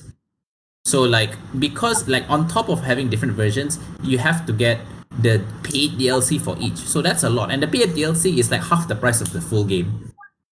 And for me, I personally, I did not buy the DLC, and I did not buy the game itself. I got it as a gift, quote unquote. Nice. Wink, wink. Yeah, I mean, it was legit. I didn't give any money. It was given to me as a gift. So the point is, I really genuinely feel that it just kind of sucks as a long-term fan. We've said so much good things about it, and now it comes to the point where a person like me, I'm not willing to spend any more money on the main games for them. I don't know, but about the DLC part, I am 50-50 on it, because sure, they made an expansion pass, right? But it didn't allow us to buy a second full price game, which I'm okay with actually. I spent the $30 on the expansion pass, knowing full forward that I'm not going to be buying Sword and Shield 2 Ultra for just the side part of the world and getting my same Pokemon again. I'm fine with that. If they're going to charge me half of it, but my issue was they didn't bring in the full Pokédex with when you're buying the full expansion pass. I still only got a fraction of it. Where's my half of the cake? That's my gripe. Yeah, with the expansion pass. If I'm paying $30, I should be getting the full content, right? The full Pokédex. But I'm still getting a fraction of it. That's just my gripe. But I'm okay with the business model going forward. If there's nothing, it's not a big change of the story, they're not adding towards it, I'm down for the $30 instead of paying full price $60 than what I used to pay back then. Correct. I agree with that as well. And actually, what I meant is that I just feel like the $30, like this is in term because we're going by the assumption that in US dollars, most mainline games go for 60, and this DLC is 30. So if you cultivate in Malaysia, it's about 120 ringgit like that. Yeah, more or less. So what I don't like it is that you pay 120 ringgit, but you don't get a lot for it. It genuinely feels it's not worth your money. Like, here's the thing: at the end of the day, I spent 200 plus ringgit on one copy of Pokemon Sword and Shield. At least I know, this is the quote unquote full game. It's a full blown game for the Switch. It isn't what I really want, and honestly, I wouldn't pay that much. But whatever, this is what the price is for a quote unquote full blown game. But then 30 ringgit, and I have to add another 120 ringgit for DLC. That's kind of, there's some cool aspects of it, but I still genuinely don't think it's worth the money paid for it. That's why. I do agree with the sentiment. Basically, like, I'm okay with them changing their business model to be the DLC as opposed to having the Ultra Sword. The second full game. Yeah. If they charged half the price for it, I would genuinely consider it. Yeah, I'm okay with the DLC thing, but similar with Ismat, my issue was that the base game itself feels already lacking, and now they're selling us a DLC. So like, I feel like the DLC should have been part of the main game itself, to be honest, right? Yeah. And I don't know, like, to be honest, like, if you put Sword and Shield and Ultra Sun and Ultra Moon side by side, right, it feels can't compare Ultra Sun and Moon. Put it with Sun and Moon, like, because Ultra Sun and Moon has all the legendaries. We have to put that aside. Okay, put it with Sun and Moon. Put it with Sun and Moon, right? Compared side by side, in terms of graphical, in terms of storyline, in terms of exploration, I feel like they are comparable. But the difference is that Sun and Moon was actually only like 30 USD because it's a portable game, 3DS. Was it? Yeah, Sun and Moon. It was basically was it 40 or 50 USD. I remember it was not full price. It was not a $60 US barrier. Yeah. Yeah, essentially it's not full price, right? Because it's on a portable console. But now moving to Switch, and because it now is 60 USD, it's a full price, right? I feel like it's not unfair for us to expect a 60 USD level of quality, Right. Agreed. Yep. I on one of the things that made me actually a bit sad, because like I wanna receive Pokemon games with a lot of positivity on my end, at least, right? Yep. Because I like playing it. I just like playing it because after like a year or two of like mainline absence, it felt, and especially I was really excited for it to come on the Switch. What I actually felt really let down by was the amount of new Pokemons and the new designs for it. Like, you have Grimmsnarl. Yeah, Grimmsnarl looks good. Alcremie looks good. But everything else, right, was mediocre, and there was just a lack of it. There's not many new Pokemon, if you notice. Yeah. Exactly. You're just gonna go back to your old staples. Especially, you're right. Yeah. Right. I'm just gonna go back to them. Yeah. Especially when I was at the wild area, one of the dens that had Horn Edge. And like, I'm not gonna think a lot, man. Aegislash was the mainstay back then. And another one I found a Fletchling, and I was like, wow, my team back to Gen 6. Yeah, exactly. And there was like a lot of these things that were happening, and I was like thinking, so if I'm gonna just use the All Stars from the previous generations, where are the Pokemon of this generation? Gonna fit in my team, yeah. Correct. And I'm not talking about Kapfu and Single Strike, Rapid Strike, and all this, because that's a different thing because it's part of the DLC, right? But initial game, I was really disappointed with the lack of initial Pokemons that they put out. I agree. I mean, like, that's even without considering the dex cut. Yeah, exactly. And they cut half of the decks. But luckily Charmander was there. So Charmander. yeah, right. So I told you I have all this bias, so you gotta forgive me. But at the end of the day, I just felt that um, the interaction with max rate battles, Yeah. and all that, right? It padded enough, despite half of the decks being pushed out, and I knew that the decks would come back. Mainly thanks to Ismat, actually. So it was like Ismat was like saying, they're just giving the competitive players a break, because Yeah. Oh, you still remember what I said? Yeah, because that's how I still feel today. yeah, because nobody wants to like train a Bofolant and see if it's viable for competitive use, or if it's a silver bullet, and etc. etc. So we kind of cut it down, and they will definitely bring back the other time shifted Pokemons. And true enough, they did. Yeah. And I felt that, I mean, notwithstanding the money that you're going to spend, right?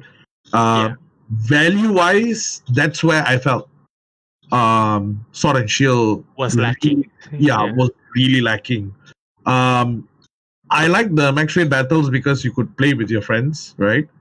But then again, that feature is basically you playing online through Nintendo Online with other friends.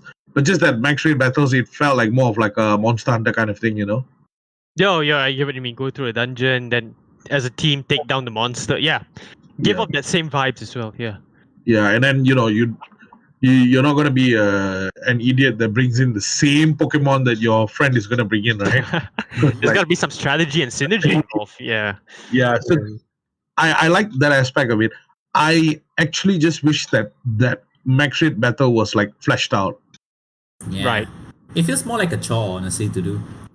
Yeah, once you do like multiple times, it feels like a chore. Yeah. Yeah, I feel like they could have implemented more into it. And I mean, like, talking about Pokemon Sword and Shield, right? Yep. The good stuff, right? I want to highlight some of the good stuff. Is that I really enjoyed the theme of the gym battles being like a sport. Oh my god, you're right, Amos. I forgot to mention The theme song and the whole entire, it feels like an e-sport, like an actual sport. You have audiences, you have the Gigantamax. I love the environment, the atmosphere around the boss, the gym battle. It felt more Amos, like, yeah, you're right. The gym battle team is the best to this day. I really I won't loved argue with it. that. Yeah. Like what they did to invigorate the entire gym battle, right? I loved it. Yeah. And even though going into this game, I was expecting I wouldn't enjoy it as much. Somehow, right, the charm of the entire game is just so charming, right? And when I play, I just couldn't help but smile and feel happy about it. But looking at it from a critical lens of like playing this game for the A bird's eye past, view of the whole. like from been playing this game for 20 plus years, being critical, you just can't help but feel like there's just so much untapped potential. There is. It just feels like they're not giving. Not saying they're not giving it. So there just wasn't enough in the game itself. And it sucks because you, of course, as a fan, you want the best for you, but you're willing to give some compromises. But in this case, like it wasn't. It's not that we didn't give any compromise. There was just compromise. There wasn't much to take from there. Like I agree. I agree with Ismat and Amos as well. The gym battles was. Oh my god, my cat. The gym battles were genuinely one of the most hype. They really had a hype moment. But I do feel that once they turned it into like, because they didn't technically have a league. Their league was literally a league. You fight everyone and then you fight the champion, right? I don't know. It just doesn't sit too well with me. Maybe because it's nostalgia. I liked it when you actually fought an Elite Four, and it was different from when you fought gym leaders. Yeah. Go ahead, sorry. Because gym leaders were just basically your stepping stone. They basically just wanted to test you to see if you're good enough to go to the next level. But like the Elite Four and the champion were there to beat you down. They were like serious fighters. Yeah. I think I mean, what Amos and even Aqlif said, I think it's because of the thematic setting was set in the Gala region, which is based off the UK, and the entire stadiums, I think, is basically because everyone is a football. Yeah, baby. It's football, man.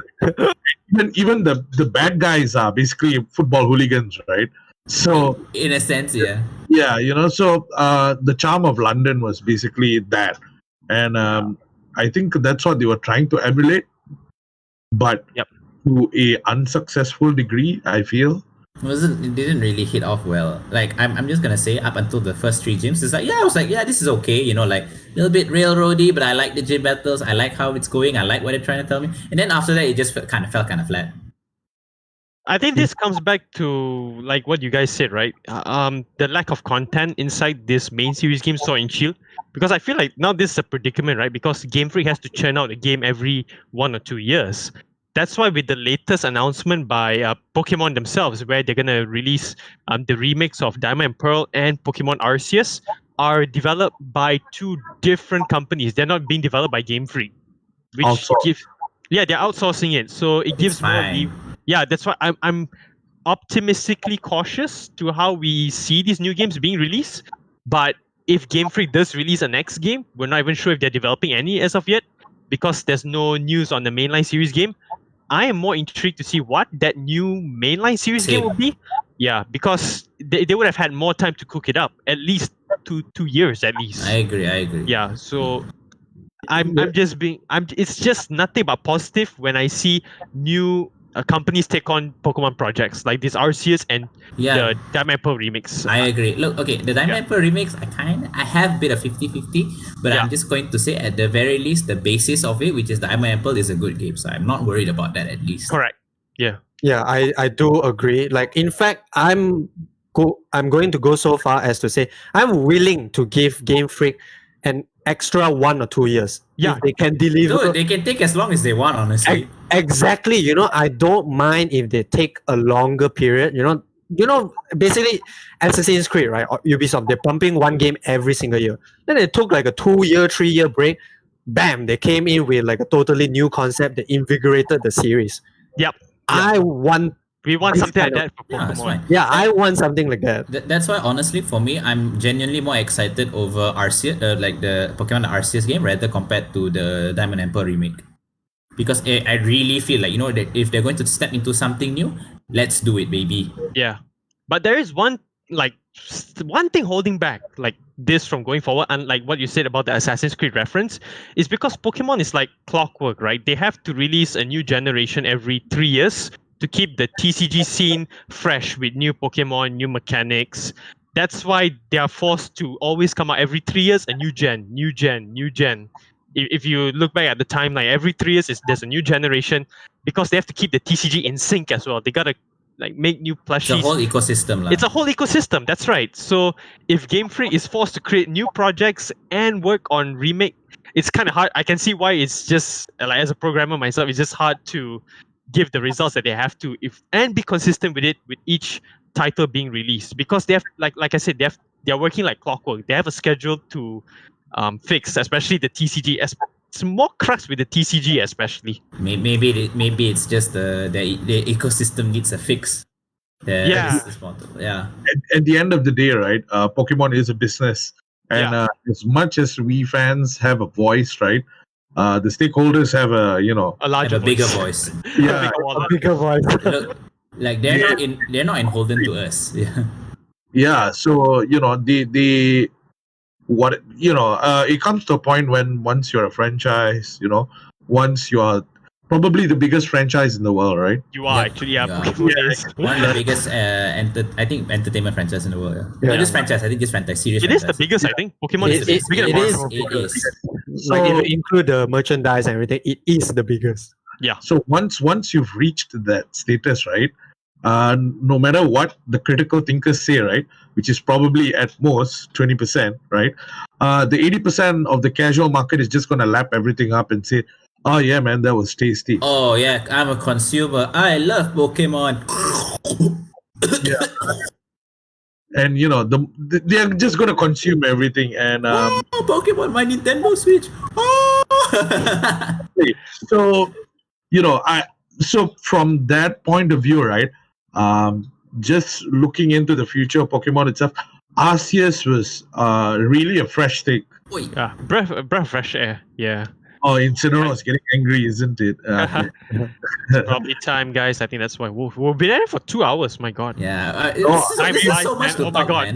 This is There's not just so much to talk. 3. This is this is the third hour, I believe. Anyways, just to wrap things up, right? On a light note, because that last conversation got really heavy, right? 25 Yeah. years of Pokemon, right? Ups and downs, highs and lows, sweet and salty, right? Like the last bit was like a lot of salt, right? Just to end on like a positive note, what are your favorite starters in Pokemon so Gen 8, despite it being the most salty one, so to speak? What were our starters again, Aqlif? I totally forgot. Yeah, Score Bunny, Yeah. Cinderace, done. Hands on. Cinderace. Cinderace gang. It's the new Greninja. Like legit. It's the new Greninja. I like the sad boy, Inteleon. Italian, yeah. Ah, actually, I- 007. Sorry, I am also a Grookey maid. Oh, yo, I Monkey love, Boy. yeah. I Yeah. love it. It's so cool, man. Inteleon gang right here, man. What's the gorilla's name again? Rillaboom. Rillaboom is cool, man. Like okay, here's gonna say one thing about Gen 8 is that it was the starters were quite varied. Like Cinderace is cool, Rillaboom is it's cool in a different way, and Yep. Inteleon is Inteleon. Italian. Inteleon feels like the Mr. Bean 007, Yeah, it feels Johnny like English. Johnny English. Yeah. I feel like Inteleon is you either like it or you don't like it. There's no in between. There's no in between. Yeah, I It haven't seen feels any that yet. way, like Yeah. you either like it or you don't like it. I've never seen anyone that's like, 50-50. Yeah, Cinderace is like like it's I would literally say a football player. Like, how can it's you the not? default cool Pokemon, Yeah. And then Rillaboom is like that. If you want that kind of cool, and I would say that I enjoy Rillaboom as well. Rillaboom is I- for the people who like funk. Yeah, I felt Grookey was a really cute starter. it was. Yeah, it was. Yeah, True. it is. What am I saying? And so what do you guys expect of the future of Pokemon? Just to wrap this session up, I can Um, go last. Y'all go. what are you guys looking forward to, or what do you guys want to see in the Pokemon franchise? Like what Amos is saying earlier, he always wanted a Breath of the Wild type of game, and now Oh, yeah. We're getting in with now you're Arceus. gonna exactly now you're gonna get an Arceus type of game. You also have a lot of things pending. Actually, you have Pokemon Unite. Oh right, that's Oh, still a work in progress. that Yeah. one, that's I was memeing that in this Pokemon Direct thing that they're Yep. gonna launch a Pokemon Battle Royale. Oh, I was memeing it. I'm like, actually legit thinking that they would actually launch like a Battle Royale Pokemon. Really, My you didn't? God. I was God. thinking they were gonna release Apex Pokemon Legends. Close enough. Close enough, yeah. that was good. But yeah, I think personally, one of the top of the list, Pokken 3. Come on, guys. It's been so long. Technically, it's just Pokken 2, bro. Technically, it's just Pokken 2. We want Yeah. Oh, wait. Okay. Yes. We haven't even had a Pokken 2, Pokken right? 2, yeah. Okay. Pokken 2, I feel like Pokken is, I don't know, that game is just so good, and casual fighting game fans will Yeah. love it as well. I feel like there's a lot of untapped potential in the Pokken series. Yeah, right? but the problem with Pokken is that Hello, Incineroar. the problem with Pokken is that from what people say from the FGC is that it doesn't feel like a a good like a good fighting game per se. It's like it's a nice niche, but it doesn't have the technicals yet to be in a proper to be a proper high tier FGC fighting game. Yeah. Yeah, I don't know know. about y'all, but I just want events to come back, man. Like with I COVID agree. all happening, I just want to see my friends from like different All over the countries. world. Yeah. Just play Pokemon with, and just enjoy the game, enjoy the moment. I agree. Yeah. And that's what I care about most. I genuinely enjoy, even though we are competitive at the end of the day. You know, we are competitive in the tournaments, the games, whatever. Yep. But the friends, I genuinely feel the friends that I made along the way are like real, true friends. Yeah. That's like such a yeah, anime trope, you know. The treasure is not at the end of the journey. It's the friends we made We along make the way. along the way. Dude, legit, man. Like it feels like, you know, it's like half networking and stuff, but you're bonding over things that you genuinely like. The events, you know, it's as you say, like even though everyone is like there to be competitive, but it's a friendly competition, you know. Yep. You discuss about the meta, Malaysia. you know, you kind of discuss about the thing and try and improve each other, you know. Yep. Yeah, I agree.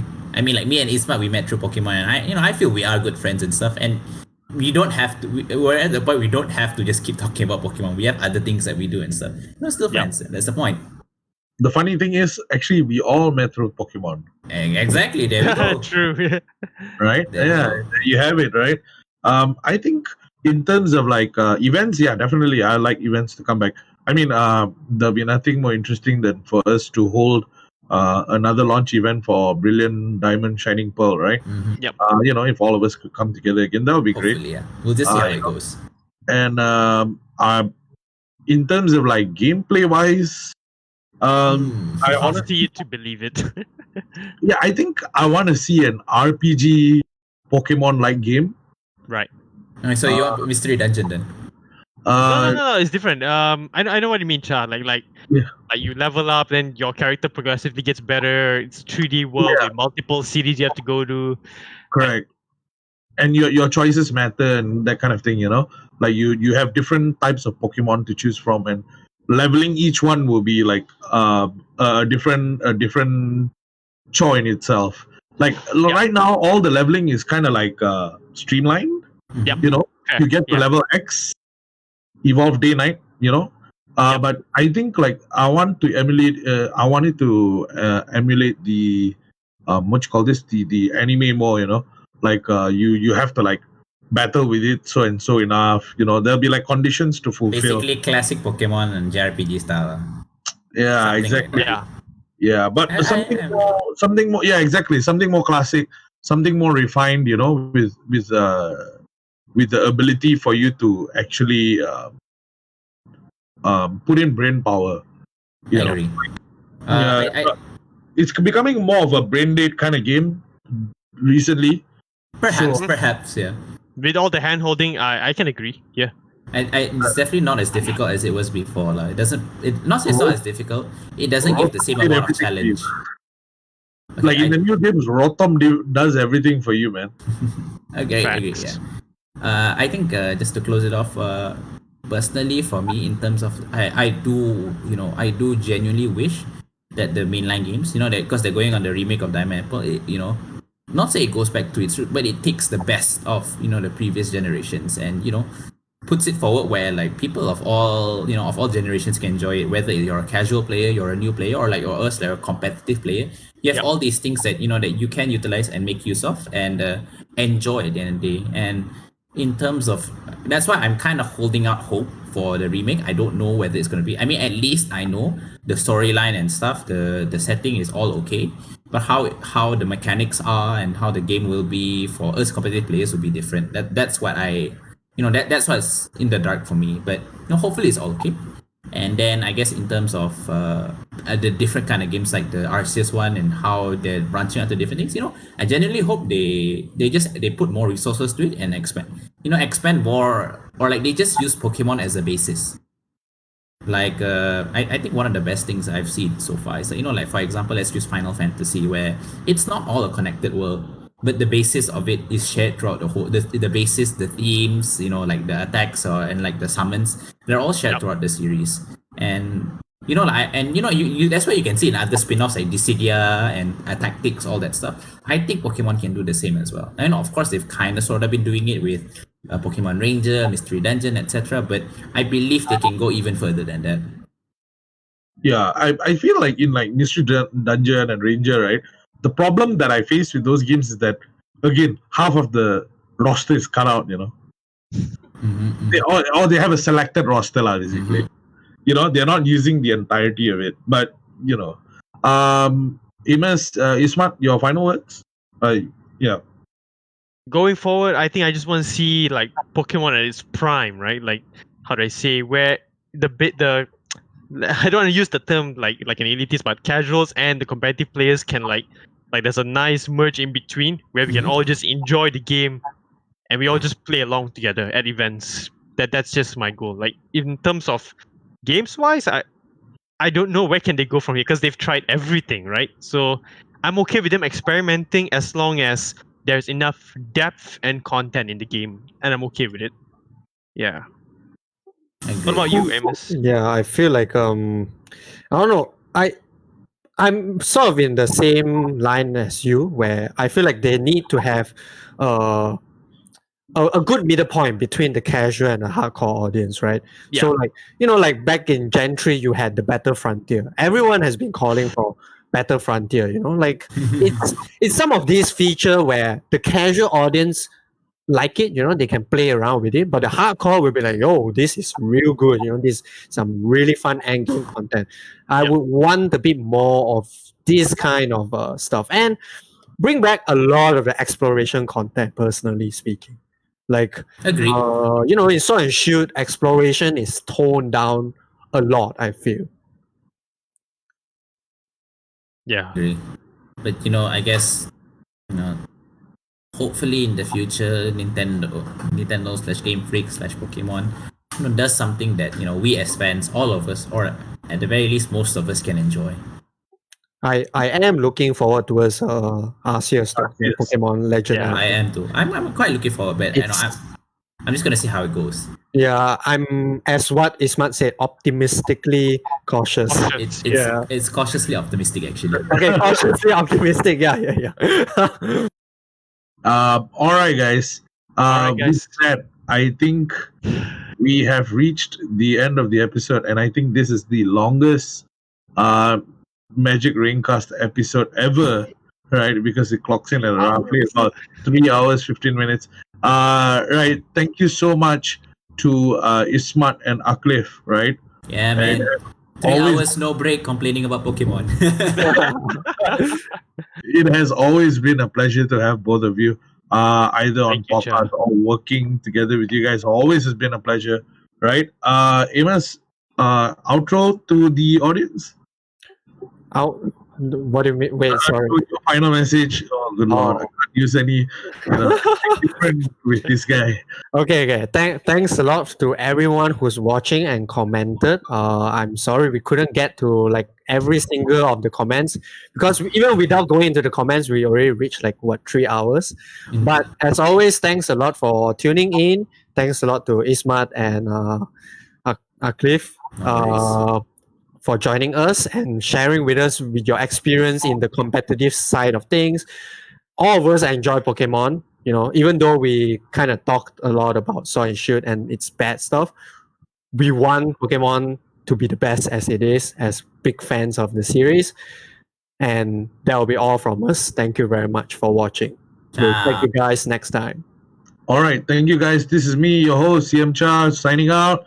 All right, I will see you in the next episode. And in Sonoros is bye too. All right, thank you guys. All right. And Bye.